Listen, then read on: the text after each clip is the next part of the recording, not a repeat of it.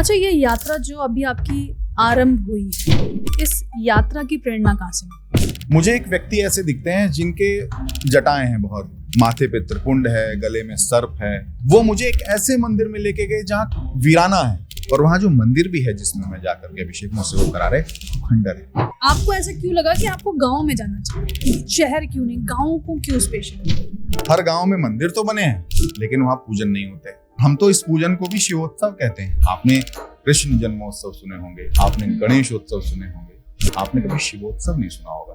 और आपके भाव को मुझे देखना, क्या वाकई में वो भाव आ रहा है? ये भक्तों को भी देखना होगा, दर्शकों को भी देखना होगा। हम भाव रुलाना चाहती हैं आप मुझे? अच्छा, भीड़ कितनी होती है अमूमन? भक्ति में आते हैं, और महिलाएं विशेष करके वो उनके पति फोन करते रहते हैं, उनको पति बुलाने भी आ जाते हैं, कह रहे चलो घर चलो, वो ये काम करना है। बोले आज तू कर ले खुद, मैंने ना जाना, मैंने तो पूजन देखना। ये एक्सपीरियंस जब होता है ना आपको, तो नहीं उठ के जाती वो। और अब निकल पाना इस चीज से तो मुश्किल, उतर नहीं हो सकता। शिवलिंग की गाथा अलग अलग तरीके से चल रही है, कैसा श्रृंगार होता है, महिलाएं तालियां बजा रही होती है, घर नहीं जाती। शिवोत्सव है वो। कभी महादेव का मन है तो हमको प्रेरणा आएगी, जितने रसगुल्ले गए होते हैं वो महादेव के ऊपर हम अर्पित कर देते हैं।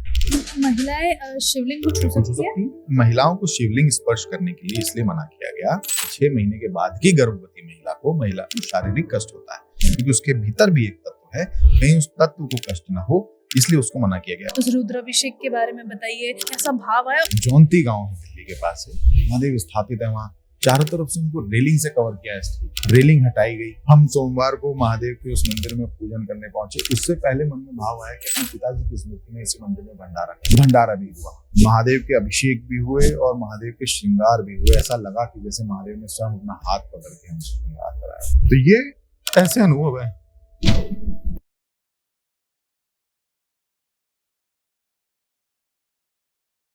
हर हर महादेव। कहते हैं कि भाव बिना बाजार में वस्तु मिले न मोल, तो भाव बिना हरि कैसे मिले जो है अनमोल। आपने सुना है ना, हमने भी सुना है और हम मानते भी हैं कि बिना भाव के आपको हरि नहीं मिल सकते, बिना भाव के आपको शिव नहीं मिल सकते। लेकिन अगर आपके अंदर भाव आ गया तो आपको सब कुछ मिल जाएगा। और आज का जो पॉडकास्ट है वो भी भाव को लेकर ही है, भक्ति को लेकर ही है। और मुझे लगता है बिना देरी करे मैं आपको जोड़ देती हूँ आज के हमारे स्पेशल गेस्ट के साथ, जो कि आध्यात्मिक अभ्यासी भी है, पेशे से पत्रकार भी है, लेकिन वर्तमान में भगवान शिव को जानने का प्रयास कर रहे हैं, या ये कहिए कि एक यात्रा पर निकल चुके हैं। नाम है उनका श्री शगुन वशिष्ठ जी। सबसे पहले हर हर महादेव, जय शिव शंभू। नमः पार्वती पतये, हर हर महादेव, हर हर शंभू। अब भावना जी, आपने बहुत ही अच्छी पंक्तियों से हमारे इस पॉडकास्ट का प्रारंभ किया। भक्ति के बगैर और भाव के बगैर ना तो व्यक्ति को मोल मिलता, ना व्यक्ति को हरि मिलते, और ना व्यक्ति को उसके मेहनत का फल मिलता। सही बात। आपने हमारा जो परिचय कराया कि हम महादेव की भक्ति में शिव को जानने का प्रयास कर रहे हैं, मुझे लगता है कि जिस शिव को जानने की हैसियत हमारे चारों वेद ना रखते हों, जिन वेदों में भी शिव की व्याख्या ना की गई हो, तो मैं तो एक निमित्त मात्र हूं कि जो शिव को इस जीवन पर्यंत जान पाऊं या समझ पाऊं। मेरी हैसियत नहीं कि मैं शिव को जान पाऊंगा इस जीवन पर्यंत, तो जन्मों जन्मांतर लगेंगे शिव को जानने में, शिव को समझने में। मैं तो सिर्फ उनकी भक्ति में, उनकी भाव से जुड़ी भक्ति में फिलहाल अपने जीवन को लगाए हुए हूं। और मुझे लगता है कि मेरी महादेव से सिर्फ इतनी सी प्रार्थना रहती है कि वो मुझे दर्शन ना दें, वो मुझे मिले ना, वो मुझे खुद को समझने ना दें, बस वो मुझे अपनी भक्ति में लगाए रखें। मैं तो उनकी भक्ति करना चाहता हूँ, मैं तो उनको इसी तरीके से उनके श्रृंगार करना चाहता हूँ, उनकी भस्मारती करना चाहता हूँ, उनके नमक चमक रुद्राभिषेक करना चाहता हूँ, और हर उस शिवालय में करना चाहता हूँ जहां वो विराजमान है। अच्छा, ये यात्रा जो अभी आपकी आरंभ हुई है, इस यात्रा की प्रेरणा कहाँ से मिली? क्या हाल ही में, या फिर ये कहिए कि प्रारब्ध का कहीं ना कहीं कनेक्शन? देखिए, प्रारब्ध का कहीं ना कहीं तो कनेक्शन होता है। ये आपके पूर्वजों के भी कुछ कर्म होते हैं, ये आपके पूर्व जन्मों के भी कुछ कर्म होते हैं। हो सकता है कि पूर्व जन्म में भक्ति कहीं अधूरी रह गई हो, जो कि इस जन्म में महादेव ने ये तय कर रखी हो कि इस उम्र के पड़ाव से फिर से ये रिज्यूम हो जाएगी, फिर से इसका प्रारंभ हो जाएगा। तो मैं समझता हूं कि जब 1.5 दशक से भी अधिक आपको अपने गुरु की सेवा में हो जाते हैं, तो कहीं ना कहीं उनको पूजन करते हुए देखना, उनको देखना कि वो किस तरीके से भक्ति करते हैं, महादेव की सेवा में निरंतर लगे रहते हैं, वो आपके सबकॉन्शियस माइंड में तो इकट्ठा हो ही रहा है। वो ट्रिगर होता है एक पॉइंट पर आकर। तो मुझे लगता है वो रुद्राधारी महादेव की मेरी जो यात्रा कौसानी की है, वो वहां से मुझे वो ट्रिगर हुआ, और उसके बाद महादेव का वो स्वप्न में दर्शन देना, महादेव का मेरा हाथ पकड़ करके एक ऐसे ही गांव वीरान जंगल में खंडहर किसी एक मंदिर में ले जाना और वहां अपने हाथ से रुद्राभिषेक करा करके अंतर ध्यान हो जाना, वो मुझे लगता है कि वो स्वप्न मेरा ट्रिगर पॉइंट रहा होगा इस पूर्व जन्म की रुकी हुई भक्ति को इस जन्म में रिज्यूम करना। मैंने कोई बहुत बड़े संत हैं, उनका रील देखा था। उस रील में वो ये कह रहे थे कि ईश्वर अगर किसी भी रूप में आपको दर्शन दे रहे हैं, स्वप्न में आके, जिसे आप स्वप्न कहते हैं, वो स्वप्न नहीं है, वो हकीकत है। तो ये जो आपका हाथ पकड़ के आपको ले गए जंगल की तरफ, खंडहर की तरफ, आप क्या मानते? देखिए, स्वप्न हमारे यहाँ जो है हिंदू धर्म में, स्वप्न देखना तो आम साधारण सी बात है। हर व्यक्ति प्रतिदिन कोई ना कोई स्वप्न देखता है, लेकिन ब्रह्म मुहूर्त में आया हुआ स्वप्न हमारे यहाँ माना जाता है कि वो सच होता है, उसका कहीं ना कहीं सत्य से जुड़ाव होता है। मेरा जो ये स्वप्न है, ये ब्रह्म मुहूर्त का स्वप्न है। तो अगर जब आपको ब्रह्म मुहूर्त में महादेव स्वयं अपना हाथ पकड़ कर ले जा रहे हों और वो अपना स्वयं रुद्राभिषेक करा रहे हो, तो कहीं ना कहीं ये उनकी प्रेरणा भी है, उनका पथ प्रदर्शन भी है, और उनका ये मार्गदर्शन भी है कि अब तुम्हें इस मार्ग पर चलना है। तो मैंने तो इस बात को अपने ऊपर धारण कर लिया और इस बात को स्वीकार कर लिया शुद्ध अंतःकरण से, और मैं इस बात पर निकल पड़ा। स्वप्न तो सच होते ही हैं। अगर भगवान शिव या किसी भी देवी देवता से जुड़े हुए कोई भी संकेत आपको स्वप्न में दिखें, तो वो कहीं ना कहीं ईश्वर का कोई ना कोई संकेत आपके लिए होता है। इस बात को स्वीकार करना चाहिए और शुद्ध अंतःकरण से स्वीकार करना चाहिए। हम सनातनी हैं तो हम इस बात को बिल्कुल मानते हैं कि वही ब्रह्म मुहूर्त होता है। जैसे हम कहते हैं कि सुबह 4 बज गए, ब्रह्म मुहूर्त शुरू हो गया, जब सब मंदिरों के कपाट खुल जाते हैं, घंटों की आवाजें आती है, आरती होती है, ओम का नाम का जाप होता है और एक शांति सी फील होती है। हमने अपने घरों में भी अपने माता पिता को देखा है कि ब्रह्म मुहूर्त में उठना है और पूजा पाठ करना है, और ये वही समय होता है जिसमें कहा जाता है कि शिव आ रहे हैं माँ पार्वती के साथ धरती का भ्रमण करने के लिए, और ये समय ब्रह्म मुहूर्त ही होता है। बिल्कुल ठीक कह रही हैं आप, ये समय ही ब्रह्म मुहूर्त है। और इस समय पर जो भी आपको संकेत हो, अगर आप अगर उठ जाते हैं सुबह सो करके और भक्ति पर मार्ग पर चलते हैं या भक्ति करते हैं, पूजन पाठन करते हैं, अध्ययन करते हैं। देखिए, हमारे पूर्वजों ने भी कहा और हमारे जो अध्यापक रहे, हम सरस्वती विद्या मंदिर से पढ़े, तो हमारे सरस्वती विद्या मंदिरों में हमें ये ज्ञान दिया जाता था कि सुबह जल्दी उठ करके अध्ययन प्रारंभ करना चाहिए। हमारे जब एग्जाम भी होते हैं, आजकल भी बच्चे सुबह में सबसे ज्यादा अध्ययन करते हैं, क्योंकि सुबह में आपकी स्मरण शक्ति सबसे अधिक ताकतवर होती है, सबसे ज्यादा मजबूत होती है, प्रबल होती है। तो सुबह का जो समय है, ब्रह्म मुहूर्त का जो समय है, ये अपने आप में सारी प्रबलताएं रखता है, सारी शक्तियां समेटे हुए है और ईश्वर का आशीर्वाद और ईश्वर का पथ प्रदर्शन समेटे हुए होता। तो इसका तो बड़ा सम्मान होना चाहिए और इसका बड़ा ही ध्यान भी होना चाहिए। अच्छा, मुझे एक बात आपसे जाननी है। जब भी कोई भक्ति में जाता है, जैसे आप पत्रकार रहे हैं लेकिन अभी आप आध्यात्मिक अभ्यासी हो गए हैं, कि माथे पर एक चमक नजर आती है, जैसे हम कहते हैं कि ललाट बड़ा चमक रहा है, इसमें भक्ति का कितना बड़ा मतलब आप मानते कि पार्ट होता है? देखिए, भक्ति का जब आप शुद्ध अंतःकरण से, ये शब्द बहुत इंपॉर्टेंट है। भक्ति मार्ग पर चलने के लिए, किसी भी सदमार्ग पर चलने के लिए शुद्ध अंतःकरण आपका होना बहुत आवश्यक है। पता चला आप भक्ति तो कर रहे हैं, आप मंदिर में जाकर के जल भी चढ़ा रहे हैं, घंटा भी बजा रहे हैं, लेकिन उस वक्त में आपके मन मस्तिष्क में कुछ और चल रहा है, तो वो भक्ति नहीं है। जब भक्ति करें तो एकाग्रता के साथ करें, शुद्ध अंतःकरण से करें। तो जब आप शुद्ध अंतःकरण से भक्ति करते हैं तो उसका तेज आपके ललाट पर, क्या आपके पूरे के पूरे व्यक्तित्व पर झलकने लगता है। तो ये मुझे लगता है कि वो घंटों का महादेव का जो पूजन है, और उस पूजन का ही असर है कि ये तेज स्वतः इस अवस्था में भी आपके ललाट पर दिखता है और मस्तक पर दिखता है और आपके व्यक्तित्व पर दिखता है। अच्छा, मुझे ना ऐसा लगता है कि जैसे आपका जो मैंने देखा है, पास्ट की जो चीजें समझी है, जो जानी है, आपका तो पहले से कनेक्शन है भगवान शिव से, चाहे वो गुरु के माध्यम से रहा हो, मतलब एक कनेक्शन आपके साथ ऑलरेडी शिव जी ने सेटिंग कर रखी थी कि आपको लेकर आना है। देखिए, हमारा तो जन्म ही सोमवार के दिन का है। हम सोमवार के दिन पैदा हुए, सुबह के समय पैदा हुए, और हमारी माँ बहुत बड़ी शिव भक्त है। वो हम तो बचपन से देखते चले आ रहे हैं कि माँ हमारी किस तरीके से हमारे ऊपर उन्होंने सवा लाख, हम 2 भाई हैं, सवा लाख मंत्रों का जाप, रुद्रा जो महामृत्युंजय मंत्र उनके जप कर रखे हैं। कब कर दिए थे? क्योंकि कहते हैं कि महामृत्युंजय मंत्र जो है वो मृत्यु को भी टाल देता है, अकाल मार्कंडेय ऋषि जी ने काल मृत्यु को टाल देता है। तो हमारी माँ ने तो ये सुन करके कब हम पर जाप कर दिए, तो कहीं ना कहीं कनेक्शन तो आपका है, मेरा तो है ही। और मैं चूंकि अखाड़ों के मध्य रहता हूँ, कुंभ में योगदान दिया, हमारे परम पूज्य गुरु जी के साथ में हम लगातार लगे रहे, तो कहीं ना कहीं सबकॉन्शियस माइंड में तो ये सारी चीजें, मैंने पहले भी कहा, इकट्ठी होती रहती हैं। बस ट्रिगर होने की देर है, सैचुरेशन पॉइंट आने की देर होती है। अगर शुद्ध भाषा में और एक आम भाषा में कहूँ तो वो सैचुरेशन पॉइंट अभी 3 महीने पहले आ गया और बदल गया सब कुछ। कहते हैं नियति सब कुछ डिसाइड करके रखती है, दिन भी डिसाइड करती है, समय भी डिसाइड करती है, और वो पल भी डिसाइड करती है जब कहते हैं कि अब कुछ होने वाला है, पल भर में दुनिया बदलने वाली। जी, हमने तो ये बात को भी डाउट किया, क्योंकि पत्रकार हमेशा पत्रकार रहता है, उसकी जो एक तार्किक शक्ति होती है ना, तार्किक सोच होती है, समझ होती है, वो हमेशा उसकी जीवित रहती है। स्वप्न में महादेव तो देख लिए, उनके आदेश का पालन भी करने के लिए उस मार्ग पर चलने लगे, लेकिन ये सोचा कि हम कर पाएंगे, हमें ये आदेश मिला है, क्या वाकई में ऐसा है? थोड़ा सा डाउट हुआ, क्योंकि पत्रकार का हमेशा हर चीज को डाउट की नजरों से देखने की प्रवृत्ति होती है, तो वो हमारी भी है, और मुझे लगता है कि वो जीवन पर्यंत रहेगी। हर चीज को पहले उसके परिणाम क्या हो सकते हैं, उसके दुष्परिणाम क्या हो सकते हैं, उस पर आत्मावलोकन भी करना, और उस पर मन के भीतर जो अंतर्द्वंद चलते रहते हैं, वो एक साधारण सी बात थी। तो हमने तो सोचा कि महादेव ने कह तो दिया पूजन करो, लेकिन क्या हम कर पाएंगे? हम तो नीचे भी नहीं बैठ पाते आसन लगा करके, हम तो 5 मिनट भी नहीं बैठ पाते।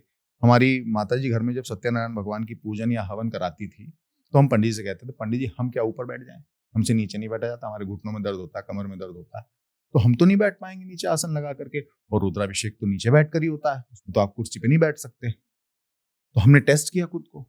जब पहला रुद्राभिषेक हमने 8 जून को किया, तो हमने देखा कि महादेव पता नहीं हमको ये शक्ति देंगे नहीं देंगे, क्योंकि मन के तो अंतर्द्वंद बढ़ते ही जा रहे थे कि भैया कैसे होगा, परिवार भी है, सब कुछ है, इस मार्ग पे चलने के लिए आपको बहुत सारी चीजों में परिवर्तन करना पड़ता है। परिवार नहीं छोड़ा ना? बिल्कुल नहीं छोड़ा, क्योंकि वो 7 वचन जो मैंने अपनी पत्नी को शादी करते हुए दिए, उसको तोड़ने का कोई अगर मंत्र हमारे शास्त्रों में लिखा हो तो मुझे तो अभी तक नहीं मिला, जितने मैंने पढ़े। अगर आगे कभी मिल जाएगा 70 वर्ष तक की अवस्था में, तब फिर सन्यास के विषय में सोचेंगे। अभी तो मुझे लगता है कि हम तो ये मानते हैं कि शिव और शक्ति एक है। उम्र क्या है आपकी? क्यों बताऊं? नहीं जरूरी है, क्योंकि मेरा अगला सवाल आ रहा है। 40 के आसपास। तो वानप्रस्थ में तो सुना है कि 50 के बाद जाते हैं। शिव महापुराण कहता है, जो मैंने पढ़ा है उसमें 70 की अवस्था में सन्यास लेने के लिए कहा गया। उससे पहले तो आपको सांसारिक कार्यों को करना चाहिए, निर्वहन करना चाहिए। 70 वर्ष की अवस्था में आपको सन्यास लेना चाहिए। तो 3 दशक पहले ही दोनों मैनेजमेंट चल, अभी तो मैं बैलेंस कर रहा हूँ कि एक तरफ जो है धर्म भी निभा रहे हैं और दूसरी तरफ जो भाव है उसको भी लेकर। मैंने कहा ना, शिव और शक्ति एक है। जब हम शिव की आराधना करते हैं तो शक्ति की भी आराधना करते हैं, और माँ की आराधना के बगैर शिव की आराधना तो अधूरी है।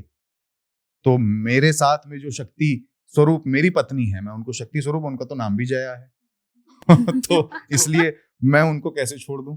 तो जब मैं भांग पीसता हूँ महादेव के श्रृंगार करने के लिए, तो वो मेरी मदद करती हैं। मैं जब चंदन घिसता हूँ, या जो मेरे पूजन में जितने भी वस्त्र जो महादेव की सेवा में इस्तेमाल होते हैं, उनको धुलने की जिम्मेदारी, उनको साफ करने की जिम्मेदारी तो मेरी पत्नी की है, वही निभाती है उस जिम्मेदारी को। तो मैं उनको कैसे छोड़ दूं? मुझे लगता है कि मैं तो महादेव का पूजन उनके बगैर नहीं कर सकता, क्योंकि बहुत सारे ऐसे अप्रत्याशित कार्य हैं जो कि वो करती हैं, जो कि प्रत्यक्ष रूप से तो मैं दिखता हूँ हर जगह पूजन करती हूँ, लेकिन पीछे से तो वो बहुत सारी चीजों को मैनेज करती हैं। और इसका उदाहरण मुझे लगता है कि आप स्वयं शिव शक्ति से क्यों नहीं लेते हैं, कि जहां शिव तपस्या में भी लीन होते हैं, लेकिन वहीं दूसरी तरफ माँ पार्वती पत्नी धर्म भी निभाते हुए नजर आती है। अभी आप ध्यान से देखिए, शगुन वशिष्ठ जी के माथे पे लगा वो त्रिपुंड, जो कि इस बात का प्रमाण है कि शिव शक्ति बिना अधूरे हैं। इसीलिए जहां 3 लाइनों का, 3 लकीरों का, 3 रेखाओं का जो आप त्रिपुंड देख रहे हैं, मध्य में शक्ति भी वो त्रिपुंड को मैनेज कर रही है, केंद्र बनकर बैठी। साथ में मेरी पत्नी ने मुझे काला टीका भी लगाया तो चलिए, ये तो देखिए, वो तो साथ जीवन भर रहेगा, क्योंकि वो वचन लिए हैं हमने साथ। इस मार्ग पे चलने से पहले तो हमने विवाह किया ना भाई, विवाह किया तो 7 वचन दिए, 7 फेरे लिए। वो 7 वचन छोड़ा क्या? बहुत कुछ छोड़ा। कहाँ गए वो महंगे जूते, घड़ी, ये गले में रुद्राक्ष की माला आ गई है, कपड़े देख रही हूँ, अचानक से एकदम आप भगवे में नजर आ रहे, कहाँ हम आपको एंकर सीट पे देखा करते थे और अभी एकदम पूरा होल चेंज। इतना आसान नहीं होता। मैंने बहुत सारे ऐसे मंदिर के पुजारियों को देखा है जो जब मंदिर में पूजन करते हैं तो उस समय तो वो धोती कुर्ता पहने रहते, और जब वो पूजन नहीं करते तो वो उसके बाद में अपनी उसी साधारण सी आम वेशभूषा में आ जाते हैं या फिर ब्रांडेड वेशभूषा में आ जाते हैं। मुझे लगता है कि मैंने ब्रांडेड वेशभूषा को त्यागा है, उसको प्राप्त किया पहले मेहनत से, अपनी खूब मेहनत की, दिन रात की मेहनत की, उसके बाद मैंने उसको प्राप्त किया, ब्रांडेड कपड़े प्राप्त किए अपनी मेहनत से, घड़ियां प्राप्त की अपनी मेहनत से। फिर जब हम इस मार्ग पे आए तो हमने उसको त्याग दिया। त्यागने का मतलब मेरे लिए ये नहीं है कि मैं आपको जब पॉडकास्ट कर रहा हूँ, सार्वजनिक जीवन में दिखाई दे रहा हूँ या सार्वजनिक रूप से दिखाई दे रहा हूँ या कैमरे के सामने दिखाई दे रहा हूँ तो मैं ये वेशभूषा धारण कर लूंगा। 8 जून के बाद मैं अगर आपको कहीं भी मिलूंगा, अपने घर के गार्डन में भी मिलूंगा, अपने बेडरूम में भी मिलूंगा, तो मैं ऐसी ही वेशभूषा में मिलूंगा। घर में मिलूंगा तो अंगोछा बांधे मिलूंगा, बाहर मिलूंगा तो ये वेशभूषा में मिलूंगा। मेरा मेरा स्टाइल नहीं है। अगर मैं आपको अगर आम भाषा में कहूं तो ये मेरा आप इसको कह लीजिए कि मेरा नियम नहीं है कि मैं आपको दिखाने के लिए कुछ और हूं, या मैंने जो भी काम किया परफेक्शन के साथ किया आज तक जीवन में, मेरा ये रिकॉर्ड रहा। अगर किसी भी कार्य में कोई भी अनियमितता है या कोई भी काम ऐसा है कि जो परफेक्शन के साथ ना हो, वो मुझे पसंद नहीं आता। अगर मैं भक्ति मार्ग पे भी चलूंगा या मैं महादेव का श्रृंगार भी जब करता हूं, अगर उसमें कोई भी फूल इधर का इधर हो जाता है, मेरे मन को तसल्ली नहीं होती। तो जब ये भाव आपके मन में हर चीज को लेकर के होते हैं, तो ये भाव के साथ जब आप आगे चलते हैं, तो मुझे लगता है मैं इसी को शुद्ध अंतःकरण कहता हूं। तो वो शुद्ध अंतःकरण और अच्छा आचरण, ये दोनों चीजें ही मेरा गहना रही हैं हमेशा। मैंने विदेश यात्राएं की, मैं रेस्टोरेंट्स में भोजन करने गया, मैं फिल्में देखने गया, लेकिन अपनी पत्नी के साथ गया। ये मेरा अच्छा आचरण है।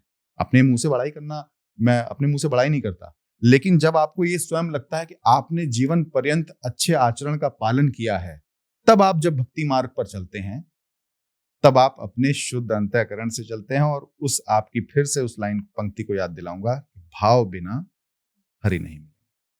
तो भाव शुद्ध आचरण के बगैर और शुद्ध अंतःकरण के बगैर नहीं आ सकते। देखिए, जिसके पास भाव है उसके पास माया नहीं, जिसके पास माया है उसके पास भाव नहीं। हमारे पास जो माया, वो हमारी मेहनत की माया, हम अपनी मेहनत की माया ही पूजन में अपने खर्च करते। दान में हमको क्या मिलता? हम दान लेने के लिए तो महात्मा नहीं बने या इस मार्ग पर नहीं चल रहे। महात्मा तो खैर हम खुद को कहते भी नहीं, हम तो आध्यात्मिक अभ्यासी कहते हैं, आध्यात्मिक अभ्यास कर रहे हैं अभी। दान में हमको क्या मिलता? 1 रुपया, 2 रुपया, 5 रुपया, क्योंकि गांव देहात के मंदिरों में जाते हैं। उस पर भी आप मुझसे प्रश्न पूछेंगे तो मैं आपको भी वो यात्रा बताता हूँ। और मैं जो पूजन में जाता महादेव के, तो आपने अगर मुझे थोड़ा सा मुझ पर रिसर्च किया होगा तो आपको ये पता होगा कि मैं हर पूजन से पहले स्वयं महादेव के लिए पुष्पों का चयन करने जाता हूं।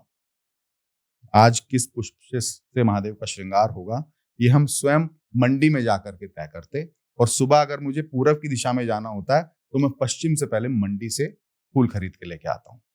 लोग आलस कर जाते हैं, लोग अपने ड्राइवर को भेज देंगे, अपने किसी सहयोगी को भेज देंगे, भैया जाकर के तुम फूल ले आना, लेकिन हम स्वयं जाते महादेव के लिए, अपने भाव से पुष्पों का चयन करते, फिर मंदिर में जाकर के महादेव का श्रृंगार करते। तो मेरे लिए मेरे भाव सब कुछ हैं। मेरे लिए दान, मेरे लिए लोगों के द्वारा दी गई दक्षिणा, ये कोई मैटर नहीं करती। इससे तो 10 गुना तो मेरे भाव है कि मैं महादेव के लिए, महादेव की सेवा में अर्पित कर दूं, क्योंकि हम तो पूजन में स्वयं यजमान होते। हम पूजन में जो रुद्राभिषेक का, नमक चमक का जो उस मंत्रों के उच्चारण होते हैं, वो तो हम श्रेष्ठ ब्राह्मण हम अपने साथ में बैठाते हैं, श्रेष्ठ ब्राह्मण हमारे साथ उनका उच्चारण करते हैं। हम तो उसमें यजमान के हैसियत से बैठते हैं, यजमान की तरह हम महादेव का पूजन करते हैं। तो वो भाव का कोई मोल नहीं हो सकता और उसकी कोई लिमिट नहीं हो सकती, उसकी कोई सीमा नहीं हो सकती। अच्छा, आपने कहा कि स्वप्न आया आपको कोई स्वप्न आया, आपने बताया, और आपके साथ एक व्यक्ति जो आपका हाथ थामे आपको खंडहर की तरफ ले गए, जंगल की तरफ ले गए। मुझे ये समझना है कि फिर आपको ऐसा क्यों लगा कि आपको गांव देहात जाके जहां पर भी शिवलिंग है वहां पर रुद्राभिषेक करना है? इसका कनेक्शन ऐसे कैसे? मैंने कैसे इसका कनेक्शन जोड़ा? बहुत अच्छा प्रश्न है आपका। देखिए, मैं उस स्वप्न को थोड़ा सा डिस्क्राइब करने का प्रयत्न करता हूँ। मुझे एक व्यक्ति ऐसे दिखते हैं जिनके जटाएं हैं, बहुत बाल हैं, जटाएं हैं और एक ऐसा स्वरूप है जो कि बड़ा ही विहंगम सा स्वरूप है उनका। माथे पे त्रिपुंड है, गले में सर्प है, जिन्होंने बाघ चर्म पहना हुआ है, वो मेरा हाथ पकड़ के ले जा रहे हैं। और दाढ़ी मूछ है उनकी। दाढ़ी मूछ का स्वरूप आपको कहां देखने को मिलता है महादेव का? महाकालेश्वर में। महाकालेश्वर में। और ये जो गांव से कनेक्ट करने का, तो मैंने उस स्वरूप को पहली बात तो महादेव का स्वरूप माना, वो महादेव ही थे, कोई डाउट नहीं है उसमें, वो महादेव नहीं थे, मैं पूरी जिम्मेदारी के साथ कहता हूं। दूसरी बात, ये जो मैंने इसको गांव से कनेक्ट किया, वो मुझे एक ऐसे मंदिर में लेके गए जहां वीराना है, जहां खंडर, जैसे वो सीरिया के दृश्य नहीं देखते हैं आप फिल्मों में, बमबारी हो गई और खंडर में तब्दील हो गया पूरा का पूरा शहर, ऐसा शहर है।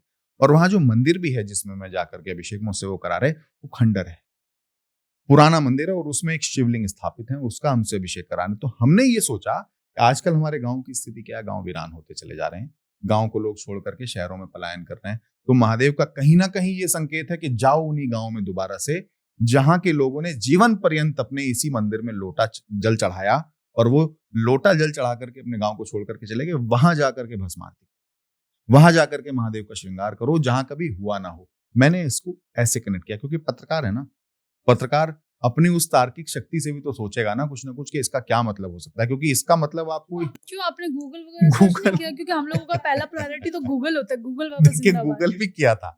गूगल सबसे पहले तो हमने पत्नी को सुबह सुबह सपना बताया अपना, क्योंकि वो स्कूल बच्चे को छोड़ने जाती है, हम तो अपना 8 बजे के बाद आराम से उठने वाले व्यक्ति थे। तो जब सपना आया तो सुबह में तो हम जल्दी उठ गए। तो पत्नी ने पूछा आज क्या हो गया भाई, इतना जल्दी कैसे उठ गए? मैंने कहा ऐसे ऐसे सपना आया। तो पत्नी ने फटाफट से सबसे पहले गूगल देव से पूछा। गूगल देव ने बताया आगे के मार्ग प्रशस्त होंगे। कौन से होंगे पर ये नहीं बताया। कौन से मार्ग प्रशस्त होंगे भाई? हम तो अभी ये यात्राएं करके आए थे, व्लॉग शूट करके आए थे मंदिरों का। गिरजा देवी गए थे, नीम करौली बाबा गए थे, घंटाल बाबा गोलू देवता के मंदिर गए थे, तो दुनिया भर के मंदिरों में घूम के आए थे हम। और वहीं रुद्राधारी भी गए थे। तो हमको लगा कि पता नहीं, हो सकता है शायद कोई व्लॉग सुपर हिट होने वाला होगा हमारा, इसका कोई मार्ग प्रशस्त हो रहा होगा। लेकिन ये नहीं मालूम था कि ये स्वप्न का मतलब ये हो सकता है, और हम इस मार्ग पर चल भी पड़ेंगे। वो तो स्वप्न दिखा करके चलाए भी वही, हम नहीं चले। स्वप्न देख करके तो व्यक्ति तो इग्नोर कर देता है उसको। कौन उस बात को बहुत गंभीरता से लेता है? नहीं लेता ना। आप दिन भर, आप प्रतिदिन कितने सपने देखती हैं, या मैंने भी अपने जीवन में प्रतिदिन कितने सपने देखे होंगे। कितनी बार मुझे सर्प के दर्शन हुए होंगे, कितनी बार मुझे नंदी के दर्शन हुए होंगे, कितनी बार मुझे बर्फ से ढकी पर्वत श्रृंखलाओं के दर्शन हुए होंगे, लेकिन पता नहीं कितनी बार मैंने उसको इग्नोर कर दिया होगा।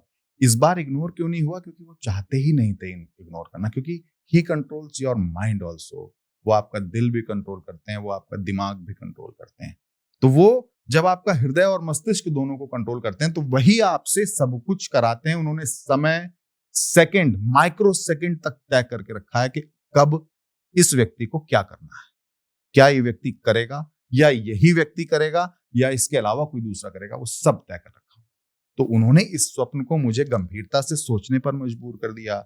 इस स्वप्न के बाद इस तरीके के निर्णय लेने के लिए मजबूर कर दिया कि मैं सब कुछ छोड़ता चला जा रहा हूँ। धीरे धीरे अपने बॉस चेयर त्याग दी मैंने। आपने देखा मैं अपनी केबिन में उस कुर्सी पे नहीं बैठता जिसके आगे मैनेजिंग डायरेक्टर शगुन त्यागी की नाम पट्टिका लगी है। मैं उस कुर्सी पे नहीं बैठता, मैं सामने बैठता हूँ, सामने लोगों से मिलता हूँ।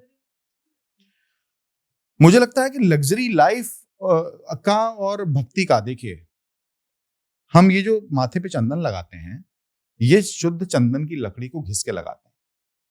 अब शुद्ध चंदन की लकड़ी बाजार में किस कीमत में उपलब्ध है, और चंदन का पाउडर या चंदन का पेस्ट बना हुआ तिलक मार्केट में किस कीमत में उपलब्ध है, इसका आकलन आप स्वयं कर लीजिए। आप तो खुद बहुत भक्ति भाव वाली वृंदावन घूमती रहती है, मैंने देखा है आपको, आप कुंज गलियों में भ्रमण करती हैं, तो आपको सब अंदाजा है कि वो चंदन 40,000 रुपए किलो मिलती है लकड़ी, और वो जो पैकेट है वो आधा किलो आपको अधिकतम 200 रुपए का मिल जाएगा।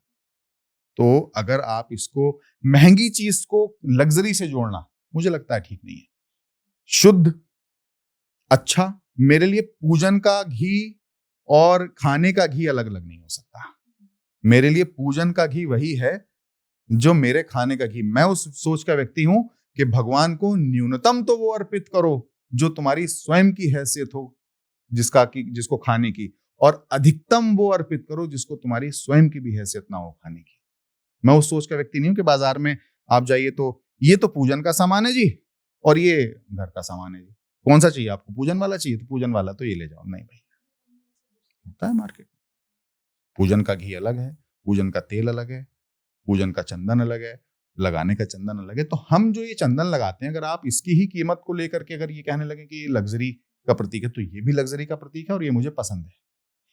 अच्छा जीवन जीना, अगर आपने अपनी मेहनत से सब कुछ हासिल किया, उसको जीना, उस पर चलना, ये हर किसी का हक है। रही बात उस कुर्सी पे बैठने की, तो मैं उस कुर्सी को लग्जरी का प्रतीक नहीं मानता, मैं उस कुर्सी को डिक्टेटर का प्रतीक मानता हूं। वहां बैठ करके मैं अपने एम्प्लॉयज को डिक्टेट करता था, अपने जो मेरी कंपनीज हैं उनके एम्प्लॉयज को बताना, या वहां बैठ करके मैं डील्स करता था, बैठ के वहां व्यापार करता था। अब व्यापार मेरा विषय नहीं, अब व्यापार मेरा विषय नहीं रहा। वहां बैठ करके मैं पत्रकार की हैसियत से उस कुर्सी पे बैठता था, एक संपादक की हैसियत से, न्यूज स्कूप का एडिटर इन चीफ की हैसियत से उस कुर्सी पे बैठता था मैं। उस कुर्सी पे बैठने के भी मेरे कई सारे रूप थे। उस कुर्सी पे बैठने का व्यापारी का भी रूप था, उस कुर्सी पे बैठने का संपादक का भी रूप था, उस कुर्सी पे बैठने का एक समाज सेवी का भी रूप था, और एक बॉस का भी रूप था। वो सारे रूप का समावेश अब शगुन वशिष्ठ के इस नाम में छिपा है, अब आध्यात्मिक अभ्यासी के इस पद में छिपा है, जो मैं अपने नाम के नीचे, आप लोग जो मेरे पॉडकास्ट जब करते हैं तो उसके नीचे लिखते हैं। तो वो सारी चीजें बदल गई, वो लग्जरी नहीं छूटी, वो आपके स्वरूप बदल गए, वो आपका व्यवहार बदल गया, वो आपका जो वाणी है वो बदल गई। तो इसलिए अब मैं उस कुर्सी पे नहीं बैठता। वो कुर्सी मुझे ये सारी चीजें सिखाती थी, ये सारी चीजें करने के लिए उकसाती थी, मजबूर करती थी। अब नहीं चाहता कि मैं किसी से ऐसे बात करूं कि जैसे बॉस बात कर रहे हो, या ऐसे बात करूं कि कोई एडिटर इन चीफ बात कर रहा हो, अब आप मेरे पास बैठी हो। मुझे लगता है कि पत्रकारिता में आपका अनुभव मुझसे कम होगा। मैंने शायद अपनी यात्रा आपसे पहले, बहुत पहले शुरू, I started my career in 1998, 98 में सबसे पहली नौकरी मैंने पत्रकारिता की प्रारंभ कर दी थी। तो ऐसे बहुत सारे जर्नलिस्ट हैं जो कि मेरे कलीग रहे, लेकिन आप आज मेरे पास बैठी हो एक होस्ट के तरीके से, और मैं आपके समक्ष बैठा हूं एक गेस्ट के तरीके से। अब तक मैं उस कुर्सी पर एज ए होस्ट बैठता था, बात करने का तरीका दूसरा होता था, प्रश्नों का पूछने का तरीका दूसरा होता था। आज मैं प्रश्नों के जवाब दे रहा हूं आपसे। तो ये वो कुर्सी जब मैं छोड़ता हूं तब मुझे प्राप्त होता है इस कुर्सी पे बैठ। तो अब वो कुर्सी पसंद नहीं है, ये कुर्सी पसंद है, इसका आनंद। बैक टू टॉपिक पे आते हैं, वो उसी टॉपिक पे चलते जिसकी कहानी आप बता रहे थे कि कैसे वो यात्रा गांव तक। हाँ, तो मैंने फिर वही कहा कि जब वो स्वप्न में वो वीराना, वो खंडहर, वो सब कुछ दिखाई देता है, तो कहीं ना कहीं मैं उसको कोरिलेट करता हूँ कि महादेव आपको ही कह रहे हैं कि आप उन गांव में के मंदिरों में जाओ जहां कभी नमक चमक ना हुआ हो, जहां कभी श्रृंगार ना हुए हो, जहां कभी भस्मारती ना हुई हो। और उसका आनंद ये है, अब जब मैं गांव के मंदिरों में जाता हूं तो गांव के लोग मुझसे ये क्या बोलते हैं कि आपने तो हमें महाकाल के दर्शन यही करा दिए, आपने तो हमें काशी विश्वनाथ के दर्शन यही करा दिए। जो भव्य श्रृंगार हम काशी विश्वनाथ में महादेव के देखते हैं वो आपने यहाँ कर दिए, जो भस्मारती हम महाकाल में देखते हैं वो आपने यहाँ कर दिए। हम शायद कभी जीवन में महाकालेश्वर नहीं जा सकते थे या काशी विश्वनाथ नहीं जा सकते थे, लेकिन आपने आज हमारे मंदिर को ही महाकाल और काशी विश्वनाथ में परिवर्तित कर दिया। तो मुझे बड़े ही सुखद अनुभव होते हैं उनकी ये बात। बड़ी अच्छा, जैसे जाते हैं गांव में, जाते हैं, जैसे आप गए गांव में, अच्छा, लेकिन पहले मुझे ये समझना है कि आपको ऐसा क्यों लगा कि आपको गांव में जाना चाहिए, शहर क्यों नहीं, गांव को क्यों स्पेशली? क्योंकि वो सपने से रिलेटेड है ना, क्योंकि मैंने आपको उसके कई सारे रीजन बता दिए। गांव से लोग पलायन कर रहे हैं, पहाड़ों के गांव विशेष करके खाली होते चले जा रहे हैं, लोग शहर की तरफ पलायन कर रहे हैं। तो जब गांव के लोग ही नहीं रहेंगे तो वहां मंदिर में पूजन कैसे होगा? हर गांव में मंदिर तो बने हैं लेकिन वहां पूजन नहीं होते। तो कभी ऐसे, और हम तो इस पूजन को भी शिवोत्सव कहते हैं। आपने कृष्ण जन्मोत्सव सुने होंगे, आपने गणेशोत्सव सुने होंगे, आपने कभी शिवोत्सव नहीं सुना होगा। आपने शिवरात्रि तो सुनी होगी, लेकिन शिव के पूजन को शिवोत्सव में परिवर्तित होते हुए आपको अगर देखना है तो आइए मेरे पूजन में हर सोमवार शुक्रवार को कहीं ना कहीं मिलूंगा किसी न किसी गांव में। वहां साजिंदे भी होंगे, वहां म्यूजिक भी होगा, वहां भजन गाने वाले भी होंगे, वहां सजावट भी होगी, वहां फूलों की सजावट मंदिर में की गई होगी, वहां भंडारा भी होगा, वहां प्रसाद का वितरण भी होगा। ऐसा शिवोत्सव अगर गांव में होने लगे, जो कि मैं कर रहा हूं, जो मेरा प्रयास है कि मैं जितने अधिकतम गांव में इस जीवन पर्यंत जाकर के इन मंदिरों में पूजन और शिवोत्सव कर पाऊं, मैं करूंगा। तो मैंने तो शिव के पूजन को शिवोत्सव में बदलने का प्रयत्न किया। क्योंकि देखिए, रुद्राभिषेक करना, महादेव ने हमें एक मार्ग पर चलाया। अब उसमें महादेव ही कई चीजें एड ऑन कराते चले हैं। देखिए, मैं आपको एक बहुत अच्छा एग्जांपल बताता हूँ। पहले जब मैं रुद्राभिषेक करता था तो उसमें हम भस्म आरती नहीं करते थे। अब हमारे गुरुजी ने हमसे पूछा कि क्या क्या करते, तो हमने उनको बताया कि ऐसे ऐसे करते हैं, महादेव को भस्म अर्पित करो, ये हमको हमारे गुरुजी ने कहा। मैं, गुरुजी भस्म अर्पित करें, भस्म कहाँ से मिलेगी? बोले मिल जाएगी, तुम मन में सोचो तुम्हें भस्म प्राप्त हो जाएगी। एक ऐसा स्थान मिल गया जहां से मुझे भस्म प्राप्त हो जाती है। 8-8, 10-10 किलो भस्म हर महादेव के अभिषेक में लगती है। भस्म कौन सी? काशी भस्म, काशी से भस्म आती, काशी भस्म, काशी भस्म से महादेव का भस्म आरती होती है। तो ये हमारे पूजन में जटखोड़ एक गांव है दिल्ली के पास ही, हमने जब वहां चौथा अभिषेक किया, चतुर्थ अभिषेक जब हमारा था, तो ये उससे हमारे पूजन में ऐड हो गई। और अब भस्म आरती जब होती है तो आनंद होता है। तो ये महादेव करवाते हैं। जैसे महादेव के पूजन को शिवोत्सव में बदलने की प्रेरणा स्वयं महादेव ने दी, कि उसमें भजन गायन भी होने लगा, उसमें तबला भी बजने लगा, उसमें हारमोनियम भी बजने लगा, उसमें विशेष रूप से भजन गाने वाले महादेव के आते हैं, महादेव को स्तुतियां सुनाते हैं। ये सारी प्रेरणा धीरे धीरे महादेव देते चले जा रहे हैं।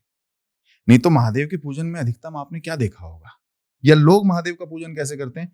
गए, दूध में थोड़ा सा पानी, जल में थोड़ा सा दूध डाल लिया, उसको हल्का सा व्हाइट कलर का कर दिया, महादेव के ऊपर अर्पित कर दिया, हल्के से कुछ अक्षत ले लिए या कुछ बिल्व पत्र ले लिए, महादेव पे गए और दूर से चढ़ा करके आ गए।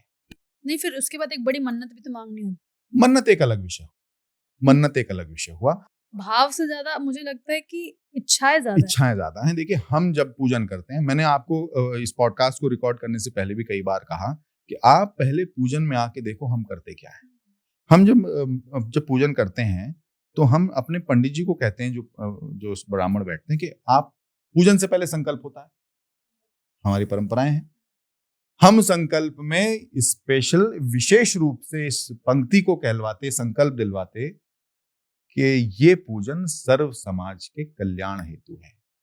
मैं जो पूजन करने जाता हूं या हमको जो पूजन करने महादेव भेजते हैं, वो हमारे स्वयं के कुछ प्रकल्पों को पूर्ण करने के लिए नहीं भेजते, या हमारी खुद की मन मुरादों को पूर्ण करने के लिए नहीं भेजते। हम तो सर्व समाज के कल्याण के लिए पूजन करके आते हैं। इसलिए हम जाकर के दूसरे के गांव के मंदिर, उन गांव से तो हमारा कोई लेना देना ही नहीं, उन लोगों से हमारा कोई लेना देना नहीं। लेकिन हम तो ये कहते कि हमारा हर उस शिवालय से लेना देना है जहां शिव स्थापित है, जहां शिवलिंग स्थापित है, वो हर मंदिर हमारा है।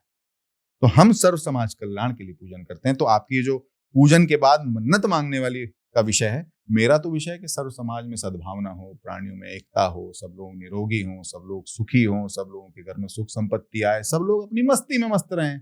हम तो ये कामना प्रार्थना के साथ पूजन करके आते हैं। चलिए यात्रा पे बात करते हैं। हो गया बहुत सारा ऐसा टॉपिक जिसमें सवाल भी थे, जवाब भी थे। अब मेरा मन करे कि मुझे शांत रहना है और आपके भाव को मुझे देखना है, क्या वाक्य में वो भाव आ रहा है। ये भक्तों को भी देखना होगा, दर्शकों को भी देखना होगा। हम भाव रुलाना चाहती हैं आप मुझे? आप देखिए, कहते हैं ना, जाकी रही भावना जैसी, प्रभु मूरत देखी तिन तैसी। बिल्कुल सही बात है, जिसके मन का जैसा भाव है वो उभर कर तो आएगा। भला इसमें मैं क्या रोक पाऊंगी आपको। यात्रा आरंभ कीजिए पहले शिवलिंग से, उस रुद्राभिषेक के बारे में बताइए, गांव के लोगों का क्या रिएक्शन था, कैसा भाव आया। और एक चमत्कार, कहते हैं जब शिव का की चर्चा हो, शिव का गायन हो और शिव की पूजा हो, तो स्वयं शिव ना आए और वो चमत्कार आपको ना फील कराए, मैं नहीं मान सकती हूँ। पहला जो चमत्कार है वो तो ये है कि पहला रुद्राभिषेक हुआ हिमाचल भवन के शिव मंदिर में, जो मंडी हाउस है ना दिल्ली में। मंडी हाउस हम लोगों का जो अड्डा है, जहाँ पत्रकार सारे इकट्ठे होते हैं। हिमाचल भवन जो है उसी के अंदर एक छोटा सा शिवालय है। सबसे पहला पूजन हमने वहां किया, क्योंकि हमारे घर के वो बिल्कुल पास है, हम रहते भी वहीं हैं। और वहां का सबसे पहला चमत्कार ये है कि हम 6 घंटे एक आसन से जमीन पे बैठ लिए। ये चमत्कार है। मैं इसको 5 मिनट भी जो 5 मिनट नहीं बैठता था व्यक्ति, वो 6 घंटे उस रुद्राभिषेक में, जिसमें हमारी पत्नी भी हमारे साथ बैठी। पहला पूजन हमने अपनी पत्नी के साथ किया, जय हमारे साथ बैठी, और हमने उस पूजन में 6 घंटे एक आसन लगा करके हम बैठे। और ना ही हमारे नीचे कोई कुशा का आसन था, साधारण सा एक जो मंदिर के अंदर पड़ा हुआ जैसे कारपेट है नीचे, ऐसा एक आसन, उस पर लगा करके हम बैठ गए और 6 घंटे बैठ करके हम पूजन कराए। ये हमारे लिए सबसे बड़ा चमत्कार था। ये हमारे लिए चमत्कार भी है, ये महादेव का आशीर्वाद भी है और उनका मार्गदर्शन भी है, और यही उनका पथ प्रदर्शन भी है कि भैया अब तुझे इस पथ पे चलना। तो मैं इसको अपने जीवन का सबसे बड़ा चमत्कार मानता हूं। दूसरा पूजन हमारे बहुत सारे मित्र, अब तो हालांकि सारे मित्र हमको दूसरे भाव से देखते हैं, लेकिन जो मित्र किसी समय में हमारे साथ आनंद लिया करते थे, विचरण किया करते थे, विहार किया करते थे, उन मित्रों को भरोसा नहीं हुआ कि हमने ऐसा कोई पूजन किया होगा। तो हमने उन्हीं मित्रों को ये कहा कि भैया अब आप एक ऐसा शिवालय ढूंढिए कि जहां हम पूजन करने आएंगे। तो उन्होंने, दिल्ली का एक गांव है लाडपुर, लाडपुर में एक बहुत अच्छा सा मंदिर है, वहां उन्होंने उस मंदिर में शिवालय ढूंढ लिया और हमको कहा कि लाडपुर में आपका पूजन है, हम भी देखें जरा आप कैसा पूजन करते हैं, क्योंकि उन्हें यकीन ही नहीं था हम पे। हमने उनको बताया कि आज हमने 6 घंटे का पूजन किया। बोले अरे हाँ 6 घंटे का पूजन, आप तो 5 मिनट ना बैठ पाए नीचे, 6 घंटे कहाँ बैठ गए। ये सब करीबी मित्र बिल्कुल, जो आपकी टांग खींचते हैं बेसिकली। तो हमने कहा ठीक है भैया, मैं अपने मुंह से क्या बताऊं, आप कल जब पूजन होगा तब आप उसको देख लीजिए। शुक्रवार का वो दिन था, हम अपना गाड़ी में सामान उमान लेकर के, फूल पुष्प इत्यादि लेकर के पहुंचे। अब वो फिर भी हमें देख करके मुस्कुराने, जो कुटिल मुस्कान होती है ना मित्रों की, अच्छा देखते हैं क्या करते हैं आप, हम भी देखें जरा। हमने पूछा, मैं कहा पूजन में कौन बैठेगा। अच्छा, हमारे दोनों कैमरामैन जो है इमैनुअल और उस वक्त में अनुराग होता था साथ में, अब मुकुल तो अभी नया आया, हो गए इसको भी 1-2 महीने हो गए, 2 महीने से ये भी हमारे अभिषेक करता। तो ये दोनों भी उनको देख करके हंस रहे हैं, क्योंकि इन्होंने तो हमारा पूजन पहले देख लिया था, एक दिन पहले, इनको तो यकीन था। तो ये भी कह रहे थे आज तो इन लोगों की क्लास लगने वाली है, आज तो ये देखेंगे कि आज होता क्या है। खैर हमने कहा पूजन में बैठेगा कौन, बोले हम बैठेंगे। तो उनको तो अभी भी ये लग रहा है कि 5 मिनट से ज्यादा बैठ नहीं पाएंगे। खैर पूजन प्रारंभ हुआ। उस मंदिर में मधुमक्खियां थी बहुत सारी। शिवलिंग के आसपास चूंकि प्रसाद चढ़ा हुआ होता है, पुष्प रखे हुए होते हैं, तो मधुमक्खियां आ जाती हैं। अक्सर शिवालयों में मुझे ये एक्सपीरियंस हुआ है। अब आप ये देखिए कि महादेव का चमत्कार, कि मधुमक्खी को अगर आप हल्का सा भी दूसरे तरीके से छेड़ दें तो वो आपको काट लेती है, डंक मिल जाएगा आपको उसका। पूजन प्रारंभ हुआ, बहुत मधुमक्खियां थी। धीरे धीरे धीरे धीरे करके सारी मधुमक्खियां मंदिर के बाहर चली जाती हैं। वहां जो उस मंदिर के पुजारी थे, उन्होंने कहा कि आज मधुमक्खी बाहर कैसे चली गई। मधुमक्खी भगाया नहीं, अब स्वयं से। हम तो अपने पूजन में हम धूप बत्ती तो बाहर रख देते, जलाते तो हैं, धूप जलाते महादेव को दिखाते और उसको फिर बाहर रख देते, क्योंकि बहुत देर बैठना होता है, धुआं हो जाता है, तो हम नहीं बैठ पाते उसमें। और मंदिरों के अंदर एसी और एग्जॉस्ट फैन तो होते नहीं, आपको पता है। गांव के मंदिर वैसे भी विशेषकर उनमें कोई व्यवस्था नहीं होती ऐसी। खैर वो मधुमक्खियां सारी बाहर चली गई। अब चूंकि पूजन का मेरा नियम है कि मैं पूजन में जब संकल्प हुआ उस वक्त मौन धारण कर लेते, फिर बात नहीं करते हम। फिर हमको अगर कुछ कहना होता है, किसी कुछ चाहिए, तो अपना हमारा एक नोटपैड है, स्लेट टाइप का, इलेक्ट्रॉनिक आजकल वो आ जाता है, उस पर लिख करके दिखाते रहते हैं, ये भैया ये ले आओ, ये वाला फूल ले आओ, ये वाला फूल ले आओ। तो ऐसे अब पूजन प्रारंभ होता है। पंडित जी हमारे को श्रृंगी देते हैं। तांबे की श्रृंगी होती थी, जब हमको हमारे गुरुजी से श्रृंगी प्राप्त नहीं हुई थी, उसकी भी एक कहानी है, वो भी बताएंगे आपको। तो वो तांबे की श्रृंगी, हम उसको लेकर के बैठ गए। हमारे साथ में मुकेश और दूसरे हमारे एक दोस्त हैं नीटू भाई, वो बैठ गए। अब पूजन चल रहा है, आधा घंटा हुआ, 1 घंटा हुआ, क्योंकि नमक चमक का तो जो मंत्रोच्चारण है उसी को खत्म समाप्त होने में करीब 2.5 से 3 घंटा लगता है। आपको श्रृंगी उस वक्त में हम नीचे अपने वो भी नहीं रखते थे, जो एक बेस बनाने के लिए वो मेडिटेशन डंडा भी उसको बोलते हैं, तो उसको और भी कई नाम दिए गए हैं, तो वो भी नहीं रखते थे। तो हम ऐसे ही अपना श्रृंगी हम पकड़े हुए हैं और महादेव का अभिषेक कर रहे हैं, मौन है। मधुमक्खियां भी सब बाहर चली गई। अब वो लोग हमें देख रहे हैं बहुत देर से, देखते हैं कितनी देर, समय बीता, आधा घंटा हुआ, 1 घंटा हुआ, 1.5 घंटा हुआ, 3 घंटे हो गए, वो समाप्त हो गया। श्रृंगारों का क्रम शुरू हो गया। भस्म आरती जब तक ऐड नहीं हुई थी पूजन में, भस्म आरती वो चौथे में हुई। ये दूसरे की बात बता रहे हैं आपको। तो ये पूजन समाप्त हुआ 7.5 घंटे बाद। इस पूजन में क्या क्या ऐड हुआ ये भी बताते हैं आपको। पहले पूजन में हमने श्रृंगार किया अभांग से, फिर श्रृंगार किया हमने रुद्राक्ष से, और फिर श्रृंगार हमने चंदन से करके पूर्ण श्रृंगार कर दिया पुष्पों से। 4 श्रृंगार हमने मंडी हाउस वाले पूजन में किए थे। अब इस वाले श्रृंगार में हमारा एक श्रृंगार और ऐड हो गया, भस्म का श्रृंगार। भस्म का श्रृंगार, भस्म आरती नहीं, भस्म से हमने श्रृंगार किया, तो वो टाइम बढ़ गया। वो 6 से 7.5 घंटे पे पहुंच गया पूजन। अब 7.5 घंटे का पूजन तो हो गया, लेकिन जो 2 साथ में बैठे थे उनमें से एक बचा मंदिर में, वो तो 2 घंटे बाद ही उठ गए। उठ करके बाहर, वो उनकी ड्यूटी बाल्टियां भरने की, जल पे अपने आप उन्होंने लगा ली। वो बाल्टियां भर करके लाते रहे पोखर से, और पोखर से बाल्टियां भर के हम जब जलाभिषेक करते हैं लोटे से, वो हमको जलाभिषेक से लोटा, हम देखते रहे उनको। यार हम मौन थे, कुछ बोले नहीं। जब पूजन समाप्त हुआ, वो व्यक्ति मेरा मित्र उस व्यक्ति ने मेरे चरण स्पर्श किए, मुझे दंडवत प्रणाम किया। अभी से मैं महादेव का चमत्कार न कहूं तो क्या कहूं। जो व्यक्ति 20 वर्षों से मेरे साथ है, 20 वर्षों से मेरी जीवन यात्रा को देखते चले आ रहा है, 20 वर्षों से उसने मेरी हर आचरण को, हर आहार को, हर व्यवहार को देखा है, वो व्यक्ति 20 वर्षों बाद मुझे चरण छू करके दंडवत प्रणाम कर रहा है, तो ये महादेव का चमत्कार नहीं तो और क्या है। उस व्यक्ति ने मुझे कहा कि मैं मान गया, मेरे मन में डाउट था, मुझे नहीं लगा था कि आप कर लोगे, लेकिन आपने ही कर लिया। आप ऐसे कैसे बैठ गए, ये कैसे हो गया? तो मैं इसे महादेव का चमत्कार मानता हूं। ये दूसरे पूजन का चमत्कार। अब ये क्रम दूसरे पूजन से तीसरे पूजन पर जाता है। तीसरा पूजन, मुझे मेरे मन में भाव हुआ कि ये जो शिवलिंग लाडपुर में था, ये भी स्थापित शिवलिंग है, किसी ने स्थापित किया है। पहला जो पूजन करके आए हम, वो भी स्थापित शिवलिंग है। हमें अब कहीं ऐसे पूजन में जाकर के, मंदिर में जाकर के अभिषेक करना है जहां स्वयंभू शिवलिंग है। हमने उसी मित्र से कहा कि आसपास के दूसरे गांव में ढूंढिए, कहीं ना कहीं ऐसा मंदिर जरूर होगा कि जहां स्वयंभू शिवलिंग होंगे। उन्होंने खोजा, मैंने कहा मंडे पूजन करेंगे, आज शुक्रवार है, 2 दिन है आपके पास, शनिवार और रविवार, सुबह सोमवार को पूजन होगा। उन्होंने खैर एक ही दिन में जौनती गांव है दिल्ली के पास है, वहां स्वयंभू शिवलिंग है, मंदिर ढूंढ लिया।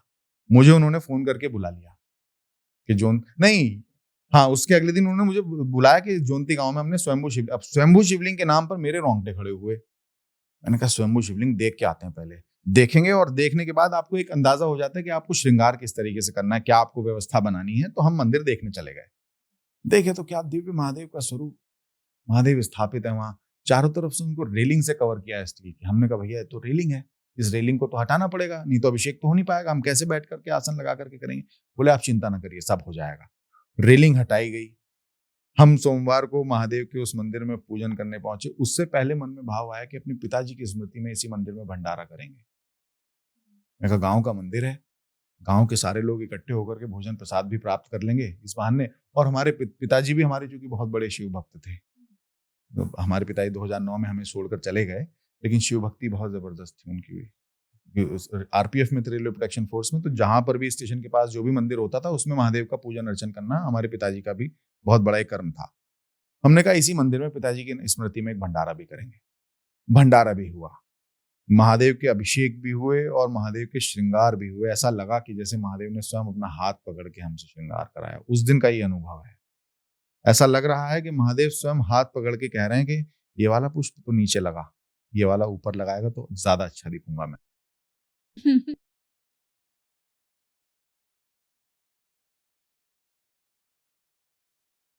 तो ये ऐसे अनुभव है। आप भाव में आ रहे हो, और ये भाव ऐसी चीज है ना जो नेचुरल सामने वाले को भी दिखती है। फिर हम ये भूल जाते हैं कि हम होस्ट है या गेस्ट की भूमिका में हैं या फिर किस भूमिका में हैं। और मुझे तो ये लगता है कि जो हमारे परम पिता है ना, भगवान शिव, जब हम उनके बहुत नजदीक होते हैं ना, तो ये भाव आना बहुत लाजमी है। आप मुझसे अगर मेरे एक्सपीरियंस पूछेंगी ना, तो बातें कम होंगी और अश्रुधारा ज्यादा बहेगी। ये मेरा अपना स्टूडियो है जहाँ आप बैठी है, और मैं पहली बार यहाँ, मेरी आंखों से अश्रु प्रवाहित भी हो गए। ये भी ऐतिहासिक, बाबा भी ऐतिहासिक पल है ना। अच्छा, लेकिन ये बताइए ना, वो स्वयंभू शिवलिंग जिसका श्रृंगार आप कर रहे थे, कहते हैं कि हर एक शिवलिंग जो कि स्वयंभू है उसकी कोई ना कोई कहानी होती है। उसी भाव से बता दीजिए उसकी क्या कहानी है। मुझे जैसा कि वहां बैठ करके अनुभूति हुई, जो एक मंदिर का ना हमारे शास्त्रों में एक नियम है, अगर कोई किसी मंदिर में शिवलिंग की स्थापना किसी देवता द्वारा हुई हो तो 1000 धनुष यानी कि 4000 हाथ की दूरी तक वो क्षेत्र पुण्य क्षेत्र हो जाता है। ये हमारे पुराणों में वर्णन है। अगर किसी मंदिर में शिवलिंग की स्थापना किसी ऋषि मुनि द्वारा हुई हो या साधु संत द्वारा हुई हो तो वो परिधि 400 धनुष यानी कि लगभग 2000 हस्तों के बराबर हो जाती है। हाथों के बराबर चारों तरफ का जो क्षेत्र होता है वो पुण्य क्षेत्र में तब्दील हो जाता है। और अगर वो ही शिवलिंग किसी मनुष्य के द्वारा स्थापित है तो 100 हाथों तक ऐसा माना जाता है कि वो क्षेत्र चारों तरफ पुण्य क्षेत्र हो जाता है। देवताओं द्वारा स्थापित शिवलिंग को ही मेरी जानकारी के अनुसार स्वयंभू शिवलिंग, क्योंकि देवताओं ने कब शिवलिंग को स्थापित किया इस बात का कोई प्रमाण किसी के पास नहीं होता, किसी के सामने नहीं हुआ। तो वो जो क्षेत्र होता है 4000 हाथ, यानी कि एक हाथ इतना बड़ा हुआ, चारों दिशाओं में 4000 हाथों तक का क्षेत्र पुण्य क्षेत्र हो जाता है। तो वो जो मंदिर है, उस मंदिर का जो चारों तरफ का जो क्षेत्र है वो कहीं विराट है, 4000 से भी अधिक विराट है। सबसे पहला तो प्रमाण इस बात का होता है कि ये स्वयंभू शिवलिंग है। इसके आसपास पुण्य क्षेत्र में, पुण्य क्षेत्र का मतलब हुआ कि जो बिल्कुल साफ सुथरा हो, जहां कोई ऐसा कार्य, अनिष्ट कार्य ना होता हो, या जहां पर कोई ऐसा वातावरण प्रदूषित ना होता हो, जहाँ कोई नेगेटिव एनर्जी ना हो, कोई नहीं कर शौचालय सकती ना है। हो, कोई बाथरूम ना हो, इस तरीके का वातावरण वहां उस मंदिर में मुझे प्रतीत होता है। दूसरी बात, जब आप किसी भी मंदिर में या किसी भी शिवालय में या किसी भी घर में घुसते हैं, अब जब आप भक्ति मार्ग पे चलने लगते हैं तो आपको इन सब चीजों का आभास थोड़ा ज्यादा होने लगता है कि आपको सकारात्मक ऊर्जाएं और नकारात्मक ऊर्जाओं का, एग्जैक्टली। नेगेटिव और पॉजिटिव वाइब्रेशन का आपको एहसास हो जाता है। मैं बहुत सारे ऐसे शिवालयों का भी आपको एक्सपीरियंस बताऊंगा। मैं तो क्योंकि गांव देहात के मंदिरों में गया तो हर जगह का अनुभव हर तरीके का अलग अलग होता है। उस मंदिर का ऑरा, उस मंदिर का वातावरण, वो अपने आप में ऐसा है जैसे कि जैसे ही आप मंदिर की परिधि में आप दाखिल होते हैं, आप जैसे ही उसकी चौखट को लांघते हैं तो आपके ऊपर एक ऊर्जा अपने आप आकर के गिरती है, आपके केंद्र को आपके केंद्र को छूती है, शक्ति केंद्र। ऐसा महसूस होता है। और ये खास तौर से उन लोगों को अधिक महसूस होता है जो भक्ति मार्ग पर चलने वाले लोग होते हैं। उस मंदिर का अपने आप में ऐसा, मंदिर देखिए, भंडारे में भोजन प्रसाद तो वैसे भी देवता का प्रसाद हो जाता है। जब भगवान को भोग लग गया तो आनंद हो जाता है। हमने भंडारा का क्या, भंडारे का भोजन बना और उसके बाद में महादेव को उसका भोग लगाया, तो उसके एक एक कौर में ऐसा लगा कि जैसे महाप्रसादी हो जैसे गई। महादेव का स्वयं का आशीर्वाद इसके अंदर बसा हो। हम्म। और कितने चाव से वो खाया गया, और हमने भी वहीं आसन लगा करके सबके बीच में वो खाया और बड़ा ही आनंद हुआ। तो उस मंदिर का वातावरण, उस मंदिर का ऑरा बहुत ज्यादा पॉजिटिव, मतलब वो देवताओं द्वारा, वो आप बता रहे मंदिर है वो। स्वयंभू शिवलिंग अगर है स्वयंभू तो वो शिवलिंग। देवताओं द्वारा स्थापित है।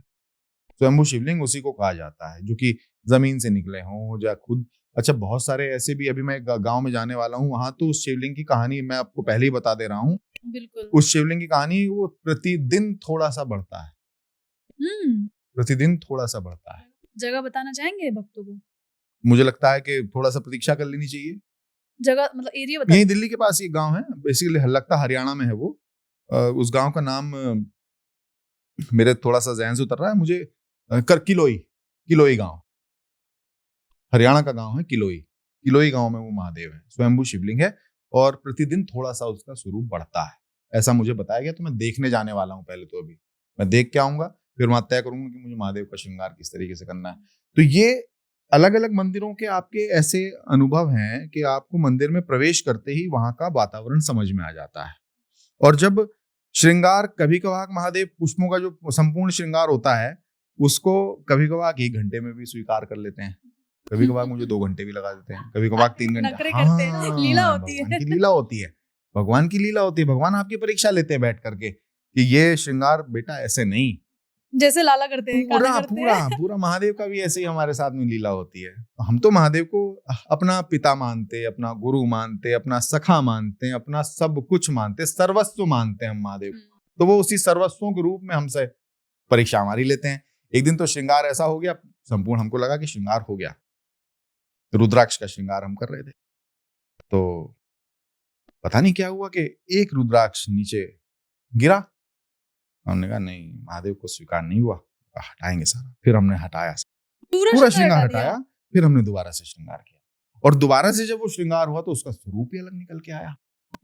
तो महादेव कभी कभार नहीं एक्सेप्ट करते हैं। आप ऐसा नहीं कि आप कुछ भी चढ़ा देंगे और कुछ भी कर देंगे तो महादेव स्वीकार कर लेंगे, नहीं भैया, हम तो पूजन विधि विधान से इसीलिए करते हैं।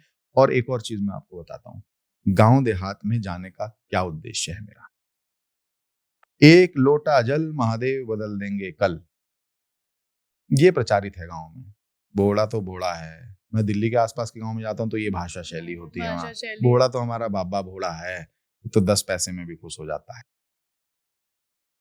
पूजन का नियम है, पूजन की परंपरा है, पूजन का विधि विधान है, वो चूंकि बताया नहीं गया, उसका प्रचार प्रसार नहीं किया गया, वो प्रचार प्रसार करने में जाता हूं। लोगों को पता तो चले कि पूजन होता कैसे है, महादेव का पूजन विशेष करके कैसे होता है, ऐसे कौन कौन से गांव हैं जहां आप गए? मैं थोड़ा आपको इंटरप्ट कर रही हूँ और जानना भी चाह रही देखिए हूँ ऑलमोस्ट जहां जी पहला एक्सपीरियंस लोगों ने किया इस तरीके का दर्शन सब गांव में मोस्टली 24 गांव के अंदर मैं अभी तक जा 23 गांव में मेरे 25 अभिषेक हो गए, जिसमें से 23 अभिषेक मेरे गांव के मंदिरों में हुए।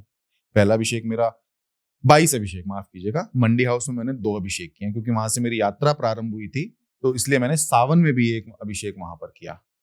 मेरे वहां 2 अभिषेक हुए। एक अभिषेक में करके आया हरिद्वार के पशुपतिनाथ जी मंदिर में।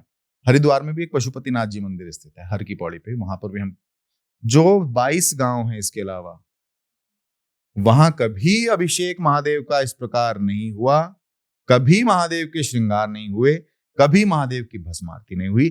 हर गांव के लोगों ने मुझे कहा कि आज लगा के महादेव का पूजन हुआ, आज आपने यहीं हमें केदारनाथ जी के दर्शन करा दिए, यहीं आपने काशी विश्वनाथ जी के दर्शन करा दिए और यहीं आपने हमें महाकाल की भस्म आरती दिखाई। अब अगर हम जीवन में ना भी जा पाए ना इन जगहों पे, हमारा मन तो तृप्त हो गया। ये लोगों के भाव होते हैं और ये मुझे हर गांव के लोगों से सुनने को मिलता है। अच्छा, भीड़ कितनी होती है अमूमन? क्योंकि गांव में तो मैं मान सकती हूँ लोग भक्ति में आते हैं और महिलाएं विशेष करके गांव के लोग। गांव में क्या है कि हर कार्य का समय तय है कि अगर किसी के घर में कोई पशु है, कोई गाय है, कोई भैंस है, तो उसका चारा डालने का उसका समय है, उसकी सानी करने का समय है, उसका दूध निकालने का भी समय है। अब मेरे पूजन का जो समापन का समय है वो मैं तय नहीं करता। प्रारंभ का समय मैं जरूर तय करता हूँ कि आज 8 बजे शुरू करेंगे या 7 बजे शुरू करेंगे या 9 बजे, लेकिन उसका समापन कब होगा वो महादेव तय करते हैं। लोग हमसे पूछते हैं कि ये समापन कब हो जाएगा, ये तो बहन मुझे नहीं पता, ये तो महादेव तय करेंगे कि मैं कब उठूंगा और आप कब उठोगे। बोले पूरा बैठना पड़ेगा। मैंने जब तक तुम्हारी सामर्थ्य हो तब तक बैठ लेना, कोई ऐसी फाउंडेशन नहीं। मंदिर के अंदर जो पूजन की सेवा में बैठे हैं उनका तो उन्होंने संकल्प साथ में लिया है, तो वो तो पूरे पूजन में बैठेंगे। लेकिन आप जो लोग बैठने आए हो, भक्ति देखने आए हो, वो आप जा सकते हैं अगर कोई बहुत ऐसा जरूरी काम हो, लेकिन प्रयास ये करना कि पूरे पूजन में बैठो, मैं ये कह देता हूं सबसे। तो गांव की महिलाओं का एक नियम है, उनको अपने सारे काम भी निपटाने, तो वो नहीं जाती।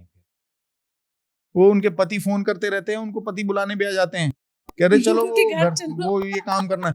बोले आज तू कर ले खुद, मैंने ना जाना, मैंने तो पूजन देखना है। ये एक्सपीरियंस जब होता है ना आपको, तो नहीं उठ के जाती वो महिलाएं, नहीं उठ के। भाई महिलाएं क्या है कि जब ये गांव में दूध इत्यादि दूने का समय होता है, उस वक्त तो मेरे अभिषेक श्रृंगार महादेव के प्रारंभ होते हैं। वो एक दिन समर्पित हो जाती है। अब वो श्रृंगार को देखे बगैर किसी का मन नहीं होता कि श्रृंगार से पहले कैसे उठ जाए। 5 प्रकार के श्रृंगार है पूजन में जो मैं अभी करता हूँ। सबसे पहला श्रृंगार भांग से करते हैं, फिर उसके बाद चंदन से करते हैं, फिर उसके बाद भस्म से करते हैं, फिर रुद्राक्ष से करते हैं, फिर उसके बाद हम संपूर्ण श्रृंगार करते हैं। तो वो संपूर्ण श्रृंगार यानी कि आप समझिए कि वो परीक्षा का परिणाम है। वो 4 संपूर्ण श्रृंगार, 4 जो श्रृंगार हुए उससे पहले, वो तो परीक्षा है, और जो 5वां संपूर्ण श्रृंगार है वो उस पूजन की परीक्षा है।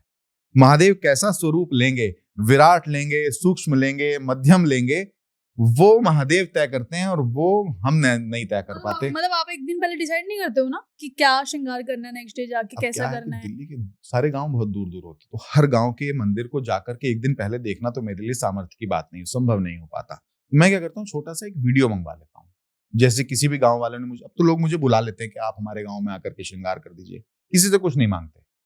अब तो गांव के लोग स्वयं व्यवस्था करने भी लगे, खूब सारी व्यवस्था वो बेचारे स्वयं करके रखते हैं। पहले तो क्या करते थे, जब हमने 17-18 जो अभिषेक जब हम थे, तो सारा कुछ स्वयं लेके जाते थे। गांव के लोगों से 2 लीटर गैया का दूध मांगते थे और 1 लीटर गन्ने का रस मांगते थे। अब तो गांव वाले बहुत सारा पूजन का सामग्री भी बेचारे खुद ले आते हैं, क्योंकि देखते हैं कि उनको भी मन में भक्ति भाव आने लगा कि हाँ हमारे गांव में भी ऐसा पूजन होना चाहिए। तो उसकी छोटी सी एक वीडियो बनाते हैं, उसको देख करके तय नहीं हो पाता कि हम क्या करेंगे। फिर भी पुष्प भरपूर लेके जाते हैं, गाड़ी में कम से कम हम 100 किलो फूल, 1 क्विंटल फूल लेके जाते हैं। अलग अलग फूल, कनेर के फूल होते हैं, मोगरे के फूल होते हैं, गुलाब के फूल होते हैं, गेंदे के फूल होते हैं, पत्तियां होती हैं गुलाब की, बटन गुलाब होता है, बहुत सारे फूल होते हैं और अलग अलग। कभी हम ऑर्किड के मालाएं बनवा लेते हैं महादेव के लिए। तो क्या अलग अलग श्रृंगार महादेव के होते हैं। वो हमारा फूल वाला भी गाजीपुर मंडी में तय है, उसको एक रात पहले बताए थे कि भैया सुबह सुबह ये मालाएं लेने आएंगे, ये तैयार रखना। तो इतने बड़े बड़े हमारे पास आइस बॉक्स हैं, उसमें बर्फ लगाते हैं, क्योंकि पूजन के लिए फूल तो हम सुबह ले गए, लेकिन श्रृंगार का जो क्रम आएगा वो तो दोपहर बाद आएगा, तो दोपहर तक फूल खराब ना हो जाए, तो इसलिए बर्फ लगा करके उनको बिल्कुल अच्छे से रखते हैं बॉक्स के अंदर। तो वो जब श्रृंगार महादेव का स्वरूप निकल के आता है, उस वक्त में अश्रु प्रवाहित होते हैं महिलाओं के, उस वक्त में वो रोने लगती हैं। उस वक्त में वो महादेव को देख करके रोने लगती है, तो वो नाचने लगती है। उसके बाद जब भजन चल रहे होते हैं तो महिलाएं नृत्य करने लगती हैं। महादेव के पूजन में महिलाओं को नृत्य करते हुए आपने बहुत कम, मुझे लगता है रेयरली देखा हो। मैंने श्री जी और कान्हा में ज्यादा देखा। श्री जी कान्हा जी में तो खैर वहां की तो महिमा ही है कि वहां तो अलग भाग ही रास अलग, और महारास। लेकिन महादेव के पूजन में रास और महारास और उनके पूजन के भजनों पर महिलाओं का आनंद इस तरीके से लेना और अश्रु प्रवाहित होना, भावनाओं में बह जाना, भावपूर्ण नृत्य करना, ये मुझे लगता है कि संभव हमने करके दिखाया है, महादेव ने हमसे कराया, इसके लिए महादेव ने हमें चुना। वैसे मैं एक चीज मानती हूँ कि श्री शगुन वशिष्ठ जी जो कि हमारे साथ बैठे भी हैं और हमें लगातार भाव विभोर होके एकदम बिंदास तरीके से, मैं कहूँ अगर आसान भाषा में, तो समझा रहे हैं कि भक्ति कैसे मिलती है। भाव से मिलती है, समर्पण से मिलती है, निष्ठा से मिलती है, और कुछ नहीं चाहिए भक्ति के लिए। लेकिन मैं एक चीज मानती हूँ, जब मैं कुरुक्षेत्र की यात्रा में थी तो मैं इनकी बात को थोड़ा सा कनेक्ट करती हूँ कि मैंने देखा कि गाँव की औरतों ने समय डिसाइड कर रखा है कि दोपहर में भजन करेंगी, गांव जाएंगे तो सबसे पहले क्षेत्रपाल देवता होते हैं जिन्हें भूमि देवता कहा जाता है, उन्हें प्रणाम करेंगी, फिर मंदिरों में जाएंगी, वहां पे देवताओं की सेवा करेगी। और एक चीज मैंने देखा कि छोटे छोटे बच्चे नजर आते हैं जो बैठ के माँ के साथ मंजीरे बजा रहे हैं, ढोल बजा रहे हैं। ये सब आनंद आपको गाँव में देखने के लिए मिलता है। और सोचिए कि शिवजी जी ने स्वप्न में दर्शन दिए, भाव भी गांव का दिया कि जहां भक्ति सराबोर होती है वहां आप भी जाकर डुबकी लगा लो, और जिन्होंने नहीं लगाई उन्हें भी लगवा दो। और ऐसा काम में जो है लगभग 24 से ज्यादा 25 हो गए, 25 हो गए। यात्रा चल रही है, यात्रा आरंभ तो चलती रही। अच्छा, चौथे वाले शिवलिंग के जब दर्शन हुए तो भस्म आरती शुरू हो, श्रृंगार अद्भुत होते हैं। पांचवे में क्या? पांचवा जहां हम अभिषेक करने गए वो जटखोड़ के बाद हम लोग गए दरियापुर गांव। ये सब दिल्ली का? ये सब दिल्ली के गांव। आप कितने लकी अगर आप राजधानी दिल्ली और एनसीआर में रहते हैं और आपको शगुन वशिष्ठ जी बता रहे हैं कि आप जाकर। लोगों को नाम नहीं पता होंगे दिल्ली के गांव के, 360 गांव हैं दिल्ली में, नहीं पता। आपके जरिए शायद हम थोड़ी पता चल रही है बड़ी ना। अब लोगों को जटखोड़ नाम का गांव दिल्ली का सुनाई देता है। अब लोग गांव ही, अगर आप दिल्ली बोल रहे हो ना, गांव ही बोल रहे हो, वही थोड़ा सा उनको लग रहा होगा कि अरे ये तो राजधानी है। दिल्ली में 360 गांव हैं और 360 गांव में दरियापुर गांव में हमारा चौथा अभिषेक था। दरियापुर जब गांव हम लोग पहुंचे हैं तो चौथा या पांचवा अभिषेक बता रहे हैं आप? चौथा, क्योंकि जटखोड़ का जौनती पहला अभिषेक हुआ मंडी हाउस, फिर उसके बाद लाटपुर, फिर जौनती, फिर जटखोड़, पांचवा अभिषेक। महादेव क्या है कि हर जगह अलग अलग स्वरूप में विराजमान है। अच्छा। कहीं छोटे से हैं, जैसे मंडी हाउस में आप जाकर देखेंगे तो इतने छोटे से हैं, इतना सा स्वरूप है। अब जब हम लाटपुर गए तो महादेव हमें इतने बड़े मिले। हम जब जौनती गए जहां स्वयंभू थे वहां इतने बड़े मिले और इतने चौड़े थे वो। फिर जब हम जटखोड़ जहां हमने भस्मारती करी वहां और बड़े थे, और बैठने का जो उनका जो जलाधारी बनी थी वो बहुत दूर थी। हम जब मंदिर में प्रवेश किए तो हमने कहा भैया यहाँ श्रृंगार कैसे होगा, ये तो बहुत दूर है, मेरा तो हाथ ही नहीं जा पाएगा। और जलाधारी में हम नीचे अपना आसन लगा कर बैठेंगे नहीं क्योंकि तो पाप चढ़ जाएगा हमको, क्योंकि वहां सारे देवी देवता स्थापित हैं। खैर वहां जो गांव के बुजुर्ग लोग थे, जटखोड़ का ये भी आपको एक्सपीरियंस बता रहा हूँ, वहां उन्होंने हमको कहा कि आप गुरुजी लगा के बैठो आसन, हम पीछे से पकड़ लेंगे, आप चिंता ना करो, गिरन ना दें। मैंने कहा बाबा कैसी बात कर रहे हैं आप? बोले ना ना लगा लो आप आसन, हम गिरन ना दें आपको। मैं कहा ठीक है। फिर भी हमने अपनी व्यवस्था के हिसाब से आसन को थोड़ा सा इस प्रकार लगाया कि ताकि हम गिरे ना। लेकिन क्या है कि अब चूंकि डिस्टेंस बहुत है, फिर भी बीच में हमारे और महादेव के बीच में डिस्टेंस बहुत है, हमारा हाथ जाने में थोड़ा सा कष्ट था। फिर भी हमारे जो साथ में मुकेश हमारे साथ बैठते हैं हमेशा, वो हमको थोड़ा सा सहारा देते रहे। बोले अगर जरा सा भी हम उठे तो हम सीधे नीचे जाकर के गिरेंगे। मंदिर का स्वरूप बड़ा अलग है, मतलब थोड़ा सा आप ये समझिए कि छोटा सा एक कुआं टाइप है, उस कुएं के बीच में महादेव स्थापित है। महादेव जैसे कोई पातालेश्वर मंदिर में मैंने देखा तो ऐसा दृश्य। अगर मैं जरा सा भी अगर थोड़ा सा डिसबैलेंस होता तो नीचे गिरता। लेकिन महादेव जब स्वयं आपका हाथ पकड़ के गांव के मंदिर में ले जा रहे हैं तो आपको कष्ट दें ऐसा तो संभव ही नहीं है। जब उन्होंने तय कर लिया जटखोड़ में तुझसे मुझे अभिषेक कराना है तो चोट कैसे दे देंगे वो मुझे। पूरा अभिषेक हुआ और ऐसा दिव्य भव्य स्वरूप महादेव का जो हमारे परीक्षा के परिणाम स्वरूप पूर्ण श्रृंगार में निकल के आया, वो देख करके पूरा गांव भाव विभोर। और वहीं हमारी सबसे पहली भस्मारती हुई।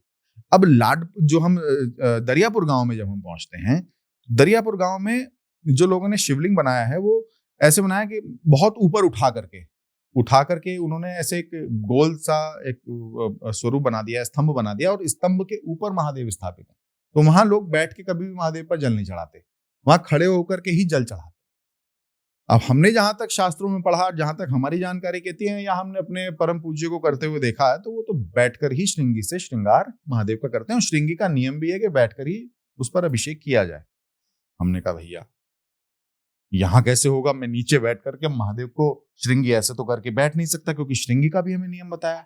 अच्छा, वैसे मुझे एक जानकारी के लिए समझना है कि शिवलिंग पर खड़े होकर जल चढ़ाना चाहिए या फिर बैठ के? अगर शिवलिंग का एक नियम है, अगर शिवलिंग एक तय मापदंड से ऊपर है, बड़े हैं, तब आप उन पर इस जो जलाभिषेक है वो खड़े होकर कर सकते हैं।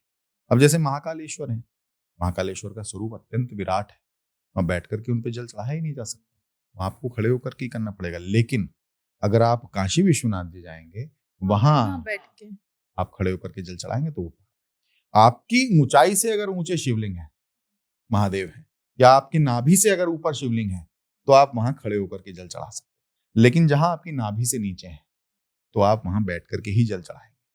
श्रृंगी का भी नियम है, श्रृंगी या तो नाभि के सामने होनी चाहिए या हृदय के सामने होनी चाहिए। जब हम रुद्राभिषेक करते हैं, या तो ये हृदय के समक्ष होनी चाहिए, या फिर ये नाभि के समक्ष होनी चाहिए। अगर बहुत नीचे है महादेव, तो नाभि के सामने होनी चाहिए। ये नियम है। ये नहीं कि श्रृंगी आपने यहाँ पकड़ रखी है और यहाँ मस्तिष्क के सामने, वो नियम ठीक नहीं है। तो ये जानकारियां हमें अपने गुरुजी से प्राप्त होती रहती हैं। नहीं, अच्छा, आपके जरिए लोगों को भी पता चल रहा है। श्रृंगी पकड़ने का भी नियम है। श्रृंगी कभी भी ऐसे नहीं पकड़ी जाती, श्रृंगी कभी भी ऐसे ना पकड़े। श्रृंगी पकड़ते समय ये 2 उंगलियां बाहर रखें।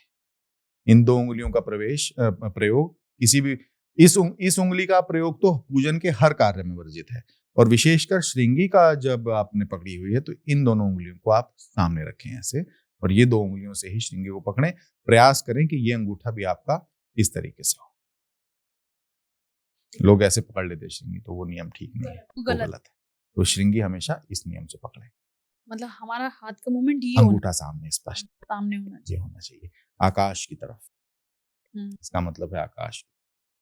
श्रृंगी से क्यों होता है रुद्राभिषेक? श्रृंगी महादेव को गौमुखी से, गौ के मुख से निकली हुई धारा अत्यंत प्रिय है। तो गौमुखी बेसिकली श्रृंगी को नंदी का मुख भी कहा जाता है, जो उनके पास सारी खबरें पहुंचाते हैं, जो उनके बहुत करीब। इसलिए तो हम कहते हैं ना कि हम अब गौ सेवा भी करते हैं, तो हम कहते हैं कि लोग तो नंदी के कान में बोलते हैं कि महादेव को कुछ कह देना।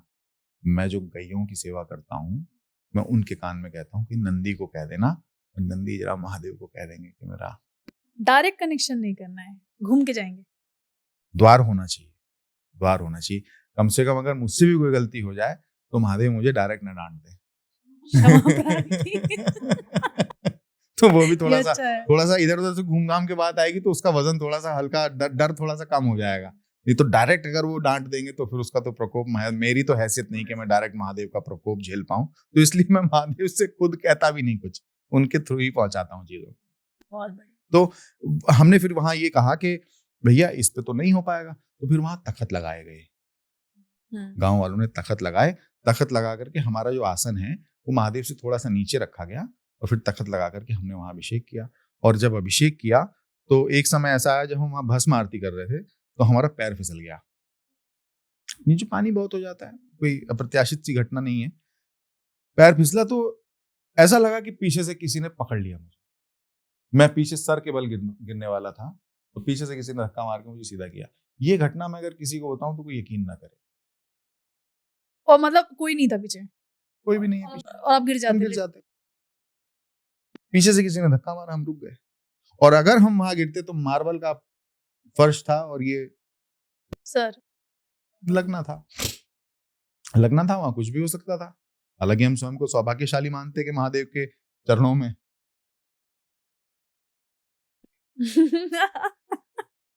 ये लीलाएं हैं। मैंने कान्हा की लीलाओं के बारे में खूब सुना है, मैंने श्री जी की लीलाओं के बारे में बहुत सुना है, और कुछ लीलाओं का वर्णन आप धार्मिक जो ग्रंथ होते हैं उनके माध्यम से समझ पाते हैं, लेकिन कुछ ऐसी लीलाएं हैं जो कि इस कलयुग में साक्षात होती है, और ये लीलाएं हमें तब पता चलती है जब उनके भक्त हमें मिलते हैं। पत्रकार हैं, लेकिन अभी जिस रूप और जिस स्वरूप में बता रहे हैं ना, वो बार बार इनकी आंखों से निकलने वाले अश्रु बता रहे हैं कि पूरे भाव में बह चुके हैं। और अब निकल पाना इस चीज से तो नहीं, मुश्किल। यू टर्न नहीं हो सकता, इसका कोई नहीं निकल सकते, अब निकल नहीं सकते। अगर अब निकलेंगे तो स्वयं को धोखा देंगे। हमने कहा ना, देखो जब हमने ये कपड़े त्यागे तो ये नहीं कहा कि अपनी सुविधा अनुसार इनको परिवर्तित कर लिया कि अगर पत्नी के साथ कहीं फिल्म देखने जाना होगा तो चले जाएंगे, नहीं जाएंगे, अब नहीं जाते, नहीं अब जाएंगे। जाते ही नहीं, कहती रह गई वो हमसे, हमें दिखा लाओ। मैं शिवलिंग के बारे में और जानूंगी, छोटा सा ये बता दीजिए चेंजेस क्या है, मतलब अगर रिश्तों के बारे में देखो। रिश्ते माँ, पत्नी, बेटा और गुरुजी, 4 रिश्ते हैं, बाकी सब रिश्ते गए। जिसका परित्याग स्वयं परमेश्वर भी नहीं बोलते करने। इन 4 रिश्तों के अलावा अब कोई रिश्ता नहीं। अब तो हम सबके लिए एक आध्यात्मिक अभ्यासी हैं, इन चारों के अलावा। पत्नी हमारी हमसे कहती रह गई, परित्याग आप कहने की बात करती हैं, अब हम बाजार नहीं जाते, पहले जो मॉल घूमने जाते थे वहां नहीं जाते, फिल्में देखने नहीं जाते, रेस्टोरेंट में भोजन करने नहीं जाते, किसी से ऐसे ही कहीं भी चले जाना घूमने फिरने वो नहीं करते। ये सारी चीजों का परित्याग नहीं है तो और क्या है। कपड़े नहीं पहनते, कपड़े ब्रांडेड सूट हैं, बहुत सारे सूट तो ऐसे हैं जिनके भी टैग भी नहीं हटे, नए रखे हैं, टैग भी नहीं हटे, खरीद के आ गए इकट्ठे, पहनने का नंबर ही नहीं आया। बेटा पहनेगा, हमारे बराबर का हो गया, अब उसको जीवन का आनंद लेने का समय आ गया, वो लेगा, वही लेता है। ये सारी चीजें ऐसी हैं। पत्नी कहती रह गई कि फिल्म दिखा लाओ, मैं कहा मैं फिल्म देखने तुम्हारे साथ इस स्वरूप में थिएटर में जाकर के बैठ। अच्छा, किसी को प्रमाणित करने के लिए छोड़े? नहीं, किसी को प्रमाणित करने की क्या आवश्यकता है। कल को अगर कोई ये सवाल पूछे, मैं तो ऑन कैमरा आपसे पूछती हूँ क्योंकि मेरा तो काम जीवन में सब कुछ पाया है मैंने, सब कुछ अपनी मेहनत से पाया है, विदेश यात्राएं की, विदेशों में कारोबार सेट किया, विदेशों में कारोबार करते हैं, लग्जरी गाड़ी है मेरे पास, सब कुछ तो प्राप्त किया मैंने। कोई अगर ये पूछेगा आपसे कि आप तो ऑन कैमरा सब कुछ बोल रहे हैं, आप तो अपने इंस्टा पर भी सारी चीजें आपकी पुरानी है, कोई आपसे ये पूछेगा कि सब कुछ मिल गया तब जाके चोला धारण कर लिया, फिर क्या कहेंगे? बिल्कुल ठीक बात है। क्या सब कुछ मिलने के लिए चोला धारण करते?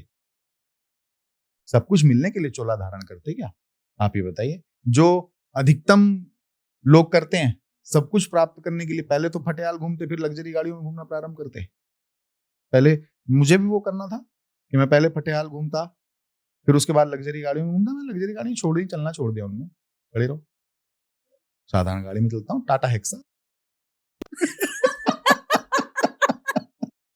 इतना स्पष्ट बोल रहे हैं, सोशल मीडिया पे जाएगा, हाँ, जाए, वायरल हो जाए, कोई बात नहीं, जाए, कोई है, सारी गाड़ियां हैं, दूसरी भी हैं, चलता टाटा हेक्सा में हूँ, क्योंकि उसमें सामान भी ज्यादा आ जाता है, महादेव के पुष्प आ जाते हैं उसके अंदर, बहुत सारे फूल लेके जाने पड़ते हैं, सामान लेके जाना पड़ता है पूजन का, तो उसमें आ जाता है, इसलिए उसमें चलता है। सोशल मीडिया जितना लोगों को छाप देती है ना, वो उतना मतलब ट्रोलिंग में भी ले तो मेरी बहन, हम तो छपे हुए हैं पहले से।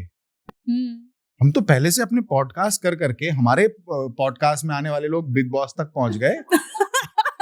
बहुत कंट्रोवर्शियल चल रही है जिनका नाम आप लेना चाह हमने तो अपने सार्वजनिक पॉडकास्ट में उसमें भी कहा कि ये हमारी बहन जैसी है और हम तुमको सार्वजनिक अपनी बहन स्वीकार करते हैं। अगर तुम्हें कोई दिक्कत आए, क्योंकि वो गनर और बाउंसर्स लेके घूमती है, मैं कहा अगर तुम्हें कभी भी कोई दिक्कत आए, तकलीफ आए, तो आधी रात को फोन करना, हमारा कोई ना कोई आदमी तुम्हारे पास पहुंच जाएगा, क्योंकि ईश्वर की कृपा से देश के हर हिस्से में कोई ना कोई जानने वाला रहता है। मैं कहा वो तुम्हारी मदद कर देगा, बिल्कुल बिंदास फोन करना, और हम तुम्हारे हाथ से भाई हैं। बाबा भोलेनाथ की सेना तुम्हारे साथ नहीं, उस वक्त भी बाबा की भोलेनाथ की सेना तो खैर हम ये नहीं कह सकते थे, क्योंकि उस वक्त तो हम पॉडकास्ट ही करते थे, लेकिन हमने उनको सार्वजनिक रूप से ये कह दिया था उस वक्त भी। अब देखिए कि हमारे पॉडकास्ट में आने वाले लोग बिग बॉस तक पहुंचे, तो मैं ये तो नहीं कह सकता कि मुझे नेम फेम चाहिए था तो मैं महादेव की सेवा में आया। भैया, नेम फेम के लिए व्यक्ति मंदिरों में एसी तो होते नहीं। अच्छा, एक बात, जब आप यहाँ पहुंच गए, तो यहाँ पहुंचे हैं जहां आप, मैं इसका कोई दायरा ऐसे और ऐसे तय नहीं कर सकती क्योंकि वो एक्सट्रीम है, कैसा लग रहा है? बहुत आनंद, बहुत आनंद। जो पसीने की धाराएं जो शरीर से बहती है ना, वो मुझे ऐसा लगता है कि वो गंगा स्नान मेरा हो रहा है उस वक्त, जब मैं महादेव का अभिषेक कर रहा होता हूँ। मंदिरों में एसी तो है नहीं, मंदिरों में पंखे तो है नहीं, मंदिरों में तो आप और हम, जब से हमने यात्रा प्रारंभ की, प्रचंड गर्मी थी जून के महीने में, जून के महीने से हमने यात्रा प्रारंभ की, आदमी तर जाता है। वो भरी दोपहरी में महादेव के मंदिर में बैठ करके, आपको विवान जंगलों में बैठ करके अभिषेक करना है महादेव का, और वहां से जो आपको जो पसीने की धारा, ऐसा लग रहा है कि महादेव स्वयं आपको स्नान करा रहे हैं। उसको आनंद को मैं शब्दों में कैसे बयान करूं? उसके लिए शब्द बने ही नहीं, उस आनंद के लिए शब्द नहीं बने हैं। और यही रावण ने भी स्तुति करते हुए शिव तांडव स्तोत्र की पहली लाइन में कहा था कि जटा टवी गलत जल प्रवाह पावितस्थले, कि जिनके जटाओं से गंगा निकल रही है उनको कंठ को ठंडा करते हुए जो है जा रही है। मतलब ऐसा फील उस समय आता है। देखिए, पूजन के मैं बैठने से पहले एक घूंट जल पीता हूँ। शुगर है मुझे, हाथ में अभी भी ये सेंसर लगा हुआ है और अच्छी खांसी है। ये भी पुरानी मित्र है मेरी, बहुत पुराने वर्षों से मेरे साथ है, चली आ रही है। अच्छी मित्र नहीं है, बेकार मित्र है, लेकिन खराब है। कभी कभार बहुत सारी चीजें खाने से मुझे मना कर देती है कि ये मत खाओ तुम। लेकिन पूजन में बैठने से पहले एक घूंट जल पीता हूँ, क्योंकि मुझे मालूम है कि मैं पूजन में बीच में उठूंगा नहीं। अगर मैं ज्यादा जल पी लूंगा तो मुझे लघु शंका जाना पड़ेगा, कुछ खा लूंगा तो हो सकता है दीर्घ शंका जाना पड़े। तो इसलिए कुछ खाते नहीं, कुछ पीते नहीं, पूरे दिन का व्रत होता है। जैसे सोमवार को आप जाते हैं शिवलिंग पर रुद्राभिषेक करने के लिए, तो मॉर्निंग में क्या मतलब कुछ लेते नहीं, कुछ भी नहीं खाते, खाली पेट जाते अलग तरीके का फास्ट हो जाता है। पूजन के बाद उठते हैं, जब कोई गांव वाले किसी घर में भोजन की व्यवस्था होती है, भोजन मैं ही उसी गांव में करके आता हूँ और किसी भी के भी घर पे जाके करके आता हूँ जिसने भाव से बनाया है। बेशक वो एक दाल रोटी बनाई हो या चटनी के साथ रोटी बनाई हो, खा के गाँव में ही आता हूँ। लेकिन वो पूरा दिन का मेरा व्रत हो जाता है, क्योंकि 10, 11, 12 घंटे पूजन का है, 8 घंटे 9 घंटे पूजन का है, तो वो पूरे दिन का ही व्रत है। तो महादेव क्या करते हैं? महादेव भूख का एहसास नहीं होने देते, प्यास का एहसास नहीं होने देते। पानी बीच में बहुत अधिक होगा तो जो पंडित जी कुछ ना कुछ संकल्प कराते हुए वो देते रहते हैं ना, आप चरणामृत ले लीजिए थोड़ा सा, वो लेते रहते हैं। उसको कुछ और कहते हैं, मुझे ऐसे नहीं बोलना चाहिए, लेकिन वो जल का अंदर में हमारे प्रवेश होता है उतने से जल का, और पसीना भरपूर होता है। आप मेरे वस्त्र देख लीजिए। और जब जल महादेव के ऊपर चढ़ रहा होता है तो उसका लोटों की कोई गिनती नहीं है कि कितने लोटे चढ़ेंगे। और जब महादेव के ऊपर जल चढ़ रहा होता है तो ऐसा लगता है कि ये जल भी हमारे मुख के अंदर जा रहा है और हमारी प्यास बुझा रहा है। तो ये महादेव की भक्ति के बिना संभव। मुझे कोई जंगल वाले शिवलिंग का बताइए ना किस्सा। जंगल में तो मैं अभी किसी, ऐसा नहीं है कि मैं जंगल के बीच में किसी शिवलिंग पे मैं अभिषेक करके आऊं, लेकिन मुझे जाना है। एक गुजरात में एक जगह है जहां तय हुआ है मेरा अभिषेक, वो बिल्कुल जंगल में है महादेव। वहां मैं जाऊंगा और प्रयास करूंगा आपको भी साथ में ले चलेंगे। और लेकिन हाँ, गांव देहात में, चूंकि गांव के अंदर ऐसा ही होता है। अभी एक जगह हम गए थे, वहां उस गांव का नाम क्या था मुझे याद नहीं आ रहा, वहां हमने शिवार्चन किया था। शिवार्चन का मतलब है महादेव के सहस्त्र नाम, 1008 नाम महादेव के। 1008 नाम पंडित जी बोलेंगे अपने मुख से, 1008 नाम का उच्चारण करेंगे और हमें एक एक नाम पर महादेव को या तो पुष्प या फिर कोई फल या फिर कुछ भी एक एक चीज अर्पित करनी होती। तो हमने तो पुष्प से किया था, वो शिवार्चन कहते हैं उसको। वो भी गांव के अंदर था और उसके बाहर ऐसा वातावरण था जैसे कि बिल्कुल जंगल हो बाहर, कि वो हालांकि जंगल नहीं है, मंदिर का ही की परिधि क्षेत्र है वो, लेकिन उसमें घास है, जंगल सा उगा है, हमको ऐसा लगा ये जंगल है। तो वहां हमारे एक साथ में पूजन करने वाले में बैठने वाले व्यक्ति थे, उनको मधुमक्खी काट गई उस जगह पर। हाँ, तो हमने कहा, जब पूजन समाप्त हो गया तो हमने पूछा उनसे, मैं कहा मधुमक्खी को काटी? मैं कैसे काट ली? वहां तो नहीं काटी थी जहां सबसे ज्यादा मधुमक्खी थी, जहां नहीं है वहां मधुमक्खी आपको काट ली? बोले वो आज पूजन में मन नहीं लग रहा था। ओके, तो इसीलिए प्रसाद। मैंने कहा देखो, मेरे पूजन में अगर बैठो संकल्प लेके, तो मोबाइल से दूर, दीन दुनिया से दूर होकर के सिर्फ और सिर्फ उसके चरणों में, उसके ही नजरों में आप लोग बैठो। अगर आप कहीं भी आपका दिमाग होगा तो कोई ना कोई प्रसाद आपको प्राप्त हो जाएगा। तो महादेव का प्रसाद प्राप्त हुआ और पैरों में मधुमक्खी काट गई। अभी हम रानीखेड़ा में पूजन करके आए पिछले सोमवार को। वहां पूजन का अनुभव ऐसा था कि वहां एक तो दिव्य, बड़ा ही दिव्य मंदिर है वहां, और वहां मंदिर का जो पूजन की सेवा में जो रहते हैं, वो जो साधु महात्मा है, उनको मैं पंडित जी नहीं कहूंगा, वो महात्मा रहते, छोटे से, बहुत हाइट के। शाम को 6 बजे उनका नियम है कि वो पूजन की आरती करेंगे। तो उन्होंने हमारे अभिषेक से पहले हमसे कह दिया था कि शाम को 6 बजे से पहले उठ जाना, क्योंकि मेरा आरती का नियम है। मैंने कहा आपका भी नियम ना टूटे, हमारा भी पूजन हो जाए, इसलिए हम एक काम करेंगे, पूजन को प्रातः और जल्दी शुरू करेंगे, क्योंकि हमें नहीं पता महादेव हमें कितनी देर में छोड़ेंगे। हमने प्रारंभ कर दिया पूजन। कोई टाइमिंग सेट नहीं होता छोड़ने का कोई नहीं, छोड़ने का प्रारंभ का कोई समय नहीं। सबसे याद है 24 या 25 जो भी शिवलिंग का भी आप रुद्राभिषेक करके गए, तो सबसे लंबा टाइमिंग अभी रानीखेड़ा वाले पूजन, जिसका भी आप जिक्र कर रहे हैं, रानीखेड़ा वाले पूजन में हमने पूजन प्रारंभ किया सुबह 8 बजे और हम पूजन से उठे 7:30 बजे शाम को। तो कितने घंटे हुए ये सबसे लंबा पूजन था मेरा।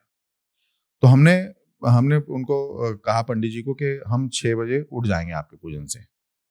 अब वो पंडित जी हमारे पास आते हैं जब हमारा पूजन चल रहा था,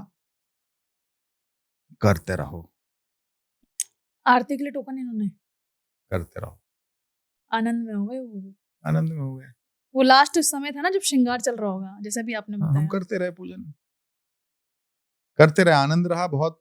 ऐसे ऐसे एक्सपीरियंस कहीं ना कहीं। शुरुआत कैसे करते हैं? जैसे कि घर से निकले, खाली पेट होते हैं, ठीक है, 2 घुट आपने जैसे बताया क्योंकि शुगर है जी। तो पानी थोड़ा सा पी जी। लेते हैं, उसके बाद फिर कैसे शुरुआत होती पहले है? थोड़ा जाते सा हैं मंडी, बताइए। मंडी गए, सबसे पहले जाते हैं, जाना होता है हमें पश्चिम में और आते हैं हम मंडी में पूरब। हम रहते हैं सुप्रीम कोर्ट के पास। गाजीपुर मंडी कहाँ है आपको पता है? दूर पड़ती है हमारे घर से, हमारे कार्यालय के रास्ते में पड़ती है। और हमें पूजन करने जाना होता है वेस्ट दिल्ली, जो बाहरी दिल्ली के गांव है, बवाना, कंझावला, इस तरीके के दूर बहुत सारे दूर एरिया है। तो हम पहले आते हैं मंडी में जाकर के पुष्पों का चयन करके, फूल खरीद करके महादेव के लिए लेके जाते हैं, फिर निकलते हैं गांव की तरफ। गांव पहुंचते हैं, वहां हमारे सारे लोग पहले से वहां खड़े हुए मिलते हैं। अंदर जाते हैं, पंडित जी वहां पहले से मौजूद होते हैं। हमारे पूजन का एक बॉक्स है, उस बॉक्स में हमारे पूजन का सारा सामग्री रखी होती है, वो निकालते हैं। फिर पंडित जी हमसे संकल्प कराते। पहले संकल्प का लगभग 20 मिनट का समय संकल्प का होता है। संकल्प के बाद जो भी चीजें हैं, जो हमारे पास दुग्ध है, शहद है, घृत है, गैया का दही है, पंचामृत, चंदन, अक्षत, तिल, काले तिल, ये सब चीजों से महादेव का स्नान होता है। स्नान करने के बाद महादेव को हम 1 लोटा जल चढ़ाने से पहले महादेव को हम नटराज स्तुति सुनाते हैं। हम ये मानते हैं कि महादेव के ऊपर सीधे ही ऐसे जल ना चढ़ा दें। महादेव शंभु और शंकर और शिव अलग अलग हैं। कहते हैं ना, महादेव, शिव, शंकर, शंभु, तो ये 3 अलग अलग प्रारूप हैं महादेव के। महादेव कभी योगी की अवस्था में भी हैं, महादेव कभी ध्यान की मुद्रा में भी हैं, महादेव कभी अपने परिवार के साथ भी हैं, महादेव पता नहीं किस अवस्था में, और आप पता चला गए और जाकर के 1 लोटा जल डाल दिया उनके ऊपर, डिस्टर्बेंस कर दी। तो पहले महादेव को मनाते, पहले महादेव को तैयार करते। ये सब कुछ हमने अपने गुरुजी को करते हुए देखा, सीखा उन्हीं से है। उनको सुनाते महादेव को, गुरुजी कुछ और सुनाते। मेरे मन में ये भाव आया कि मैं नटराज स्तुति सुनाऊं, तो मैं नटराज स्तुति सुनाता हूँ महादेव को। हे सृष्टि तांडव रचयिता नटराज राज नमो नमः, ये पूरा लंबा इसका क्रम है। वो सुना करके, महादेव का आलिंगन करके, महादेव का न्यास करके, महादेव को स्मरण में ला करके उनको जगाते हैं। फिर उसके बाद महादेव पर 1 लोटा डालते हैं। उससे पहले उनसे प्रार्थना करते हैं कि हे महादेव, आपका पूजन प्रारंभ करने जा रहे हैं, आप इसकी हमें आज्ञा देना और आप इस पूजन को हमें स्वीकार करना। अब मैं आपके ऊपर 1 लोटा जल से जलाभिषेक आपका करने जा रहा हूं। फिर उनको भावपूर्वक 1 लोटा जल चढ़ाते हैं। इन दोनों उंगलियों का प्रवेश वर्जित है, तो हम लोटा इस प्रकार पकड़ते हैं। मतलब हमें ये लोटे पे ये अंगूठे नहीं लगाने होते? मैं आपको और भी अभी आगे बताऊंगा बहुत सारी बहुत चीजें। अच्छी बात है। फिर लोटे से हम 1 लोटा जल महादेव पर अर्पित करते हैं और फिर उसके बाद महादेव का पूजन प्रारंभ करते हैं। फिर महादेव को स्नान कराते हैं। फिर महादेव का नमक चमक से जो रुद्राभिषेक है उसका संकल्प लेकर के हम श्रृंगी पकड़ के महादेव पर जलधारा, दुग्ध धारा और गन्ने के रस की धारा प्रवाहित करते हैं। शुक्रवार है तो उसमें अनार का रस भी जोड़ लेते हैं, अनार का रस भी उसमें आता है। ये प्रारंभ, इसको लगभग पंडित जी के मंत्र के उच्चारण की स्पीड के ऊपर निर्भर करता है कि ये कितनी देर में खत्म होगा। ये 3 सवा 3 घंटे तक जाता है। 2.5 घंटे भी कभी कभार लग जाते हैं, कभी कभार 3 सवा 3 घंटे भी लगते हैं। फिर उसके बाद महादेव को लोटे से स्नान कराते हैं। वो क्रम बहुत लंबा हो जाता है। वो महादेव कितने लोटे आपसे लेंगे वो नहीं पता। उस लोटे से जल हम फिर इस प्रकार नहीं अर्पित करते। फिर वो हमारा लोटे से जल करने का दूसरा तरीका है, क्योंकि उसमें स्पीड चाहिए, बहुत उसमें गति चाहिए, क्योंकि वो सैकड़ों की संख्या में लोटे उस वक्त में आवश्यक होते हैं चढ़ाने। लोग जल लाते रहते बाल्टियों भर के और हम उनको महादेव को, जब महादेव संकेत करते हैं कि बस हुआ, हो गया, स्वीकार हो गया। संकेत कैसे मिलता है? मिलता है बस वो करने वाले को ही पता है। भाव मतलब आ जाता है, वो करने वाले को ही पता है, करके ही पता चल सकता है उसका। कोई, मैं उसको शब्दों में नहीं बयां कर सकता कि वो संकेत कैसे प्राप्त होता है। वो भाव आ जाते हैं। नहीं आता कभी कभार 1.5 2 घंटे 3 घंटे तक नहीं भाव आता और चल रहा है कंटिन्यूटी। बाल्टी लाने वाले बेचारे तंग हो जाते हैं बहुत, कितनी बाल्टी लाएं। कहीं मंदिरों में पानी की व्यवस्था भी पूरी नहीं होती। कहीं तो ऐसा है कि पोखर है, क्योंकि कहा जाता है कि अगर शिव मंदिर के आसपास की कोई भी कुआं, कोई भी तालाब, वो नदी के समान है। उस जल से महादेव का अभिषेक किया जा सकता है, या वहां पर बहने वाला कोई भी जलधारा, कोई नल हो, कोई टंकी हो, जो भी कुछ हो, वो नदी के समान उसको उसका जो लेवल है वो बताया गया है, तो आप उससे अभिषेक कर सकते हैं। तो वो कहीं कहीं नहीं होता जल की व्यवस्था, लेकिन वो महादेव के ऊपर निर्भर करता है कि वो कब संकेत करेंगे और कितना जल आपसे वो प्राप्त करना चाहते हैं। फिर उसके बाद सबसे पहला हमारा श्रृंगार का नहीं, उसके बाद हम भस्म आरती करते हैं। वो जो मैंने देखी आपकी वीडियो में पोटली होती है, उस पोटली में लगभग 4.5 किलो भस्म होती है। 4.5 किलो वजन की वो पोटली होती है, और हमें नहीं पता होता उसमें कितना वजन है। हम उस पोटली को लेते हैं, हाथ में घंटी लेते हैं और महादेव पर भस्म आरती करते हैं। वो एक भस्म आरती है 9 मिनट की, वो स्पीकर में बजती है। डमरू हमारे साथ जाते हैं, 6-7 डमरू होते हैं, वो हम सबको दे देते हैं। वहां बजाइए। सब लोग डमरू बजाते हैं। वो वातावरण ही अलग होता है। उसमें डमरू बज रहे हैं, उसमें मंदिर का घंटा नाद हो रहा है, उसमें जो हमारा जो म्यूजिक सिस्टम है, जो स्पीकर साथ में जाते हैं, उसमें आरती का जो बज रही है, वो एक माहौल अलग होता है। सब लोग ताली बजा रहे हैं, बाहर जो महिलाएं खड़ी होती हैं वो ताली बजाती हैं, तो वो एक हम उस वक्त में बावरे से हो जाते हैं। वो बावरे होकर के महादेव की भक्ति में हम महादेव के ऊपर भस्म अर्पित करते हैं। वही भस्म हम लोगों को भी देते हैं कि आप भी करिए, क्योंकि कभी लोगों ने की नहीं भस्म अर्पित महादेव, मौका नहीं मिला कभी लोगों को। महाकालेश्वर भस्म आरती में भी जाते हैं, लेकिन कितने लोग जाकर के महादेव को भस्म अर्पित कर पाते हैं। हम सबको ये मौके देते हैं। आप भी चल, जो हमारे साथ पूजन में विशेष कर बैठे हैं, जिन्होंने पूजन में बैठने का संकल्प लिया है, वो गांव के कुछ लोग प्रबुद्ध लोग होते हैं, जिनका मन होता है बैठने का, वो बैठ जाते हैं उसमें, उनको भी देते हैं, वो भी भस्म आरती करते हैं। फिर भस्म आरती के बाद हम धूना आरती करते हैं, धुएं से आरती महादेव की।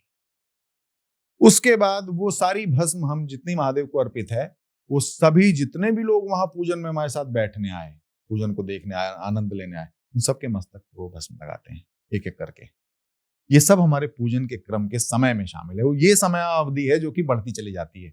अब लोग अगर सपोज दैट 100 हैं, तो 100 लोगों को आपको भस्म लगानी है, छूटना कोई नहीं है। अब क्या है कि जैसे समय बहुत बहुत लोग बढ़ने लगे, अब 400-400 500-500 लोग हो जाते हैं पूजन में इकट्ठे, बहुत लोग हो जाते हैं। तो अब हम क्या करते हैं, अब हम अपने साथ में जो पूजन में संकल्प लेकर बैठे हैं लोगों, उनको भी भस्म देते हैं अपने हाथ से कि भैया जाओ, ये सबको भी लगाओ, सबको लगाओ। फिर वो भस्म के बाद मंदिर की फिर दोबारा से सफाई होगी। भस्म बहुत सारे में सब में चिपक जाती, तो फिर उसकी सफाई करते हैं, सारा मंदिर साफ करेंगे। सफाई करने के बाद फिर हमारा श्रृंगार का क्रम प्रारंभ होता है। श्रृंगार से पहले सबसे पहला भांग से श्रृंगार है। तो भांग जो पीस करके हम सिलबट्टे पे लेके जाते हैं घर से, वो भांग सबसे पहले महादेव को मलते हैं, सेवा करते हैं महादेव की। वही भांग जो संकल्प में बैठे हमारे साथ लोग, उनको थोड़ी थोड़ी सी दे देते हैं। मैं कहा आप लोग भी करिए, सेवा करिए महादेव की। महादेव का मस्तक, महादेव की हृदय, महादेव का सीना, महादेव की भुजाएं, महादेव का उदर, ये सब अपनी स्मृतियों में लाइए और भांग रगड़िए इस पर। तो वो लोग फिर मस्तक सब लोग करते हैं। फिर उसके बाद उसी भांग से हम महादेव का श्रृंगार करते हैं। सभी लोग एक एक करके उस श्रृंगार के दर्शन करने आते हैं, मत्था टेकते हैं, चले जाते हैं। फिर वो श्रृंगार हटाते हैं, फिर दूसरा श्रृंगार है। इसी तरीके से हमारे 4 श्रृंगार होते हैं। रुद्राक्ष का श्रृंगार करते हैं, लाखों रुद्राक्ष हमारे साथ होते हैं महादेव के श्रृंगार के। वही श्रृंगार में प्रयोग हुए वे रुद्राक्ष हम किसी विशेष जो हमसे लोग मिलने आते हैं, भेंट करने आते हैं, हमको भेंट करते रहते हैं, आनंदित।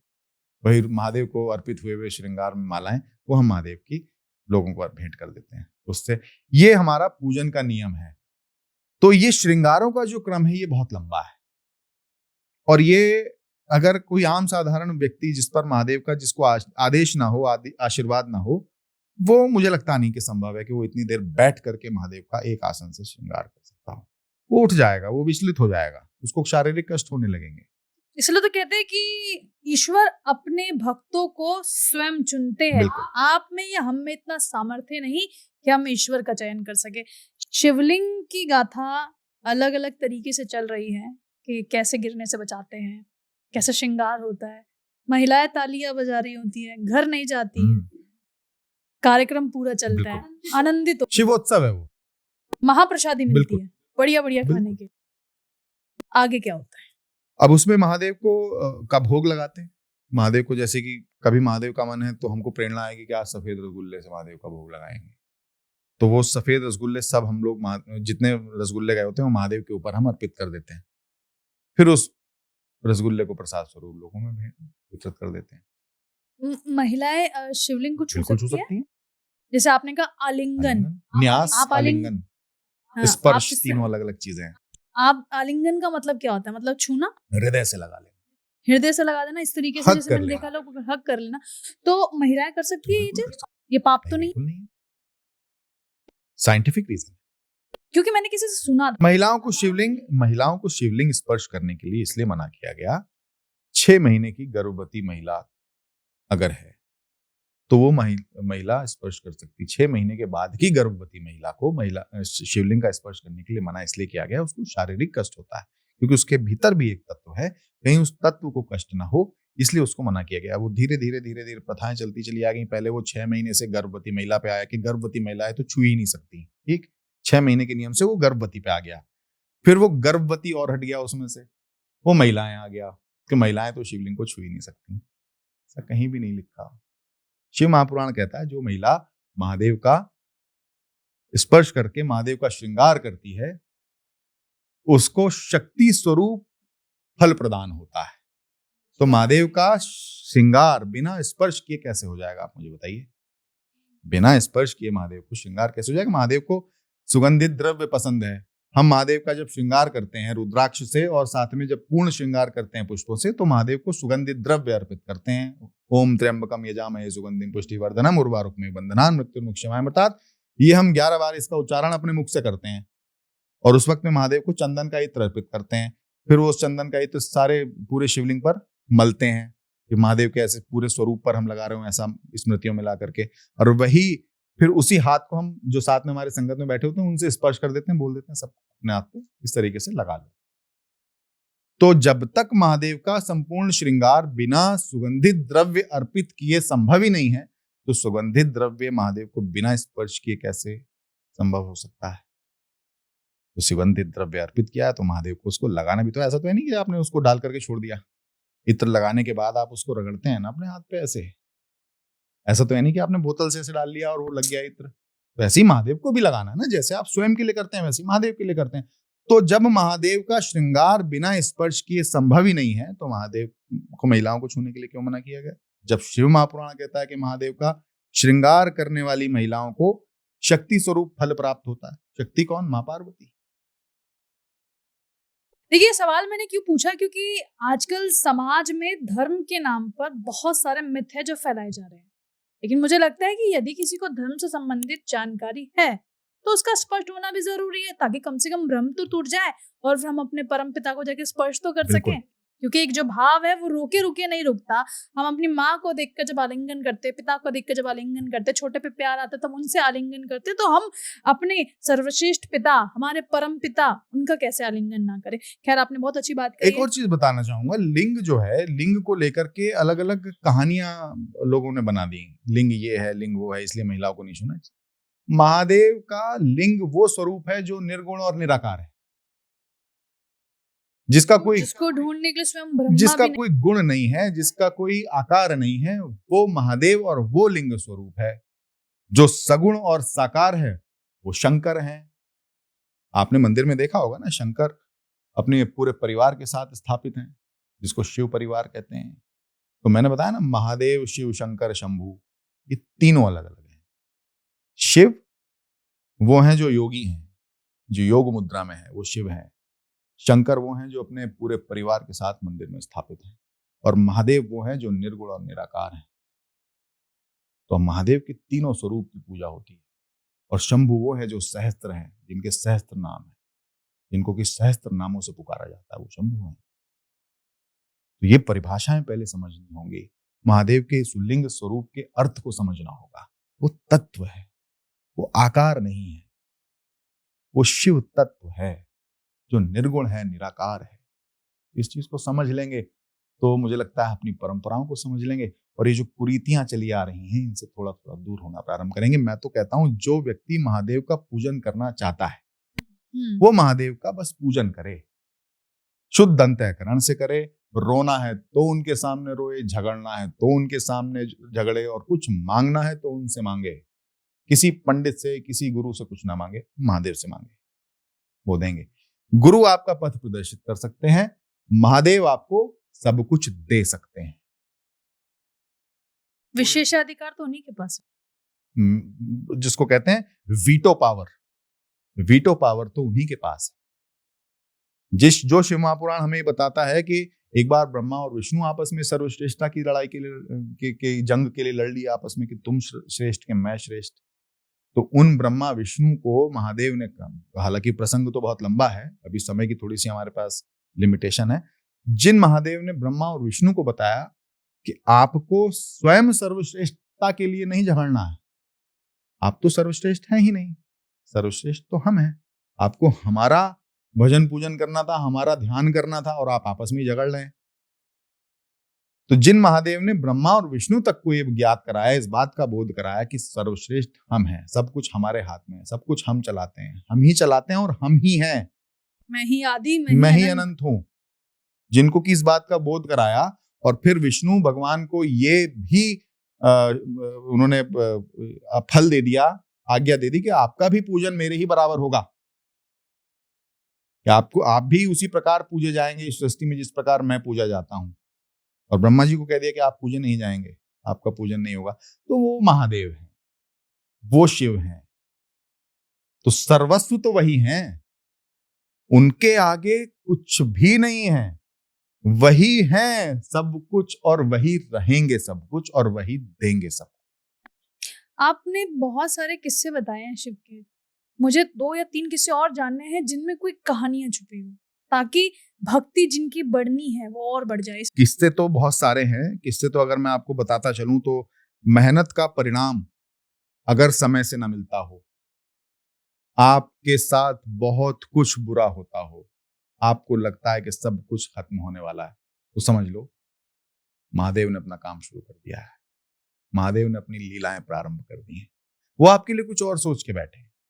मैं तो ये कहूंगा उन लोगों से जो जीवन में बहुत बड़े बड़े संकट परेशानियां आने से हार मान लेते हैं, जीवन लीलाएं तक अपनी समाप्त कर देते हैं, जीवन यात्राएं तक अपनी समाप्त कर देते हैं, वो इस चीज को लेकर के बिल्कुल श्योर रहें, अगर सबसे खराब वक्त आपके जीवन में है, बस महादेव को याद करो, और अगर महादेव ने आपको याद कर लिया, अगर महादेव ने आपको याद कर लिया, तो समझ लो कि वो अपना कार्य करना प्रारंभ कर चुके हैं, और इसके बाद जो सवेरा होगा उसकी कल्पना आप कभी अपनी स्मृतियों में भी नहीं कर सकते। तो महादेव की तो लीलाएं बहुत सारी हैं, मैं आपको फिर किसी दिन दोबारा से बताऊंगा जब आप मेरे पॉडकास्ट में आएंगे, और अपने एक्सपीरियंस बताऊंगा, अपने और बहुत सारी बातें हैं जो कि मैं अभी इस 1.5 घंटे में शायद ना बता पाया हूं आपको। बहुत सारी ऐसी चीजें हैं, अगर मैं आपको बताने लगूंगा तो मुझे लगता है कि जो आपके दर्शक हैं वो दर्शक आपके अश्रु प्रवाह प्रारंभ कर देंगे। इस मस्तिष्क में, इस हृदय में, इस मन के भीतर में बहुत कुछ छिपा है जो कि समय के साथ साथ निकलेगा। लग रहा है कि दूसरा पॉडकास्ट करना बुलाइएगा, स्वागत रहेगा आप। और मैं तो कहूंगा कि आप कभी पूजन में जरूर आइए, पूजन में बैठिए, और अपने शुद्ध अंतःकरण से अगर आप पूजन में बैठेंगी तो आपको एहसास होगा कि वाकई में महादेव का पूजन कैसे होता है। अच्छा, हमारे जो भक्त जी, अगर आपको कोई आपसे जुड़ना चाहता है या फिर आपसे संपर्क करना चाहता है, और आपके जिस तरीके से अभी आप ये शिवलिंग का रुद्राभिषेक करते हैं वहां पहुंचना चाहता है, कैसे पहुंचेगा? अगर ये तय हो जाता है कि 2 दिन पहले या 3 दिन पहले, तो हम अपने सोशल मीडिया पर उसकी जानकारी डाल देते हैं, पोस्ट कर देते हैं कि ये वाला जो अभिषेक है वो वहां होने वाला है। अक्सर क्या होता है कि मुझ पर सूचना आती है 1 दिन पहले। 1 दिन पहले सूचना आने की वजह से क्या होता है कि मैं तय नहीं कर पाता हूँ, और हमारी सोशल मीडिया जो टीम जो चलाती है उसको, क्योंकि बहुत बड़ा तंत्र तो है नहीं हमारे पास अपना कोई आश्रम नहीं है, मेरे पास कोई बहुत बड़ी व्यवस्था ऐसी नहीं है जो कि मैं सूचना तंत्र, मेरे पास कोई ऐसा नहीं है। सभी कुछ देखने वाले हमारे टीम के 4-5 लोग हैं, जो कि वीडियो एडिटिंग भी है, कैमरामैन भी है, फोन भी संभालना, सब कुछ संभालना, तो सब लोग वो मिलकर करते हैं। क्योंकि अब न्यूज स्कूप का जो हमारा जो चैनल होता था पहले, अभी भी है इनफैक्ट, उस पर हमारे पूजन के ही कार्यक्रम ज्यादा देखने को लोगों को मिलते, न्यूज खबरें उस पर आ नहीं पाती। तो वो बहुत सारी चीजें हैं, लेकिन धीरे धीरे महादेव की कृपा से तंत्र और मजबूत होगा। अभी हालांकि उस तरफ ध्यान नहीं है, अभी तो ध्यान सिर्फ पूजन पे है, पूजन का ही प्रकल्प 24 घंटे दिमाग में घूमता रहता है। लेकिन आप मतलब सोशल मीडिया पर 2 दिन पहले डाल देते हैं, सूचना चली जाती है, तो उसके हिसाब से लोग पहुंच जाते हैं। मेरे पूजन में ऑस्ट्रेलिया से लोग आए, एक महिला ऑस्ट्रेलिया से चली आई, उन्होंने इंस्टाग्राम पे पूजन देखा, वो ऑस्ट्रेलिया से मेरे पूजन में, बहुत दूर दूर से लोग पहुंच जाते हैं पूजन करने, गुजरात से लोग पूजन में चले आए। तो ऐसा नहीं है कि लोगों के मन में भाव नहीं, जिसके मन में भाव है, जो चाहता है उस दिव्य भव्य पूजन को, विशाल पूजन को देखना, शिवोत्सव को देखना, वो कहीं से भी चल के आता है। और महादेव ये प्रेरणा देते थे कि चल महादेव वहां चल के देख, वहां पूजन हो रहा है बहुत भयंकर मेरा, चल जाके देख। तो महादेव तो ऐसा इशारा आदेश कर देते लोगों को। शगुन वशिष्ठ जी, श्री शगुन वशिष्ठ जी मैं कहूंगी, इनके साथ मुझे लग रहा ना है कि लगाइए मेरे आगे, इन नाम के आगे श्री ना लगा। मैं तो देखिए, मैंने संन्यास नहीं लिया, मैं संन्यास परंपरा में नहीं, मैं तो आध्यात्म को सीख रहा हूं, मैं तो महादेव के पूजन विधि को प्रैक्टिस कर रहा हूं। मैं ये स्वयं नहीं कहता कि मैंने संन्यास ले लिया या मैं कोई आध्यात्मिक गुरु हूं। मैं तो अभी स्वयं गुरु के चरणों में हूं, मैं तो स्वयं गुरु से सीख रहा हूं। मैं इस संसार के सबसे बड़े गुरु महादेव से सीख रहा हूं, उनके भक्ति मार्ग पर चलने का प्रयास कर रहा हूं। और मैं ये कह दूं कि मैं कोई आपका बहुत बड़ा गुरु बन गया हूं, तो भैया नहीं, मैं तो प्रतिदिन कुछ ना कुछ सीखता हूं। मैं तो पूजन में बैठे बैठे सीख लेता हूं। लोग चमत्कार चमत्कार करने लगते हैं, तो मैं तो प्रतिदिन पूजन में कुछ बैठे बैठे सीखता हूं। अभी मुझे कहीं से पता चला कि आप ही शायद बता रही थी मुझे कि कोई मेरी रील वायरल हो रही है, वो जिसमें एक व्यक्ति जो है गिर जाता है शिवलिंग। हाँ, तो उसमें वो कोई कह रहा है कि वो हमारा चमत्कार है, मैंने चमत्कार को कहा भैया मेरा क्या चमत्कार है। देखिए, महादेव को कोई भी शिव साधक अगर शुद्ध अंतःकरण से महादेव को मंत्रोच्चारण के साथ, विधि विधान के साथ पूजन कर रहा है, तो उस पूजन में स्वयं इतनी शक्ति है। उस जल में जो श्रृंगी से धारा प्रवाहित हो रही है, उस जल में तो इतनी शक्ति है, उस धारा में तो इतनी शक्ति है। अगर आप उसको 1 घंटा या आधा घंटा एकाग्रता के साथ देख लें, तो वो आपके मन को परमानेंट एकाग्र कर देता है, कॉन्सेंट्रेट कर देता है। आपको मेडिटेशन करने की आवश्यकता ही नहीं, आपका मन एकाग्र रहने लगेगा। उस जल में इतनी शक्ति होती है, वो अभिमंत्रित है, क्योंकि मंत्रों का उच्चारण हो रहा है, अभिमंत्रित जल महादेव पर अर्पित हो रहा है। हमने क्या किया, वो जैसे वो बालक मेरे साथ ही खड़ा हुआ अभिषेक कर रहा था, श्रृंगी उसने हाथ में पकड़ी थी, अचानक से वो पता नहीं क्या हुआ कि वो निश्चल होकर के वो नीचे गिर गया। और ऐसा लगा कि जैसे उसके सीना जो है बिल्कुल उसका शिवलिंग, जो पत्थर के शिवलिंग होते हैं और स्वरूप अत्यंत विशाल, उस पर लगेगा तो जाहिर सी बात है। और उस व्यक्ति के अंदर शायद वजन भी मुझे लगता है कि 100 किलो के आसपास का रहा। जब आपके अंदर वजन ज्यादा होता है, आप गिरते हैं तो चोट ज्यादा लगती है। मूर्छित हो गया वो, मूर्छित हो गया। तो अब हमारा चूंकि नमक चमक चल रहा था, अब बोलते हम वैसे नहीं है पूजन में, अब उसको तो रोका भी नहीं जा सकता, किसी भी कीमत पे नहीं रोक सकते, वो तो संकल्प के साथ हुआ लिया हुआ पूजन है। तो वो जो जलाधारी से नीचे जल गिर रहा था, हमने 2-4 बूंदे उसकी 2-3 बार में जल से ऐसे ली। जब उसको वहां से हटाया तो हमने वो ऐसे उसके ऊपर छिड़क दी। महादेव से मन में अपने कुछ कहा हमने महादेव से, कुछ मंत्र तो उच्चारण चल ही रहे थे, महादेव से कुछ कहा कि मेरे पूजन में ऐसे विघ्न ना डालना, ये बालक आपका श्रद्धा से कर रहा था पूजन, इसको ऐसे कुछ ना करना। ये हमने महादेव से आंख बंद करके एक पल में प्रार्थना करी, बालक खड़ा हो गया, दूसरे पल में खड़ा हो गया, फिर दोबारा महादेव की सेवा करने लग गया। अब वो किसी ने शायद रिकॉर्ड कर लिया होगा वो पल, अब वो रिकॉर्ड करके वो कहीं डाल दिया। अब वो आप बता रही कि वो वायरल हो गया, मुझे तो सूचना भी आपसे ही प्राप्त हुई। मुझे तो मैंने देखा था वो 2 दिन पहले। ये तो चमत्कार की तो महादेव का आशीर्वाद। देखिए, प्रत्यक्ष को प्रमाण की जरूरत नहीं होती है और भक्ति पर सवाल नहीं होता है। और अगर आपको सवाल करना है तो जाकर स्वयं परमपिता से कीजिए, क्योंकि फिर जब वो आपको जवाब देंगे तो आपकी जिंदगी बदल कर रख देंगे। मुझे लगता है हमारे साथ जो बैठे हैं पत्रकार कैटेगरी, मैं कहूंगी कि पत्रकार कैटेगरी को छोड़ के एक नई कैटेगरी में आ गए, और वो कैटेगरी मुझे लग रहा है इनको स्वयं प्रभु ने दी और इनसे कहा कि चलो अब एक नई यात्रा की तरफ प्रारंभ करो, क्योंकि ईश्वर तो डिसाइड करते हैं कि अगले पल क्या होने वाला है, और नियति ये बताती है कि आपको आगे करना क्या है, क्योंकि आपके भाग्य में वो लिखा होता है। और मुझे ऐसा लगता है कि आज के पॉडकास्ट को देखने के बाद अगर आपके मन में सवाल आ रहे होंगे तो दूसरे पॉडकास्ट में मैं उसको पूछ के पूरा कर लूंगी।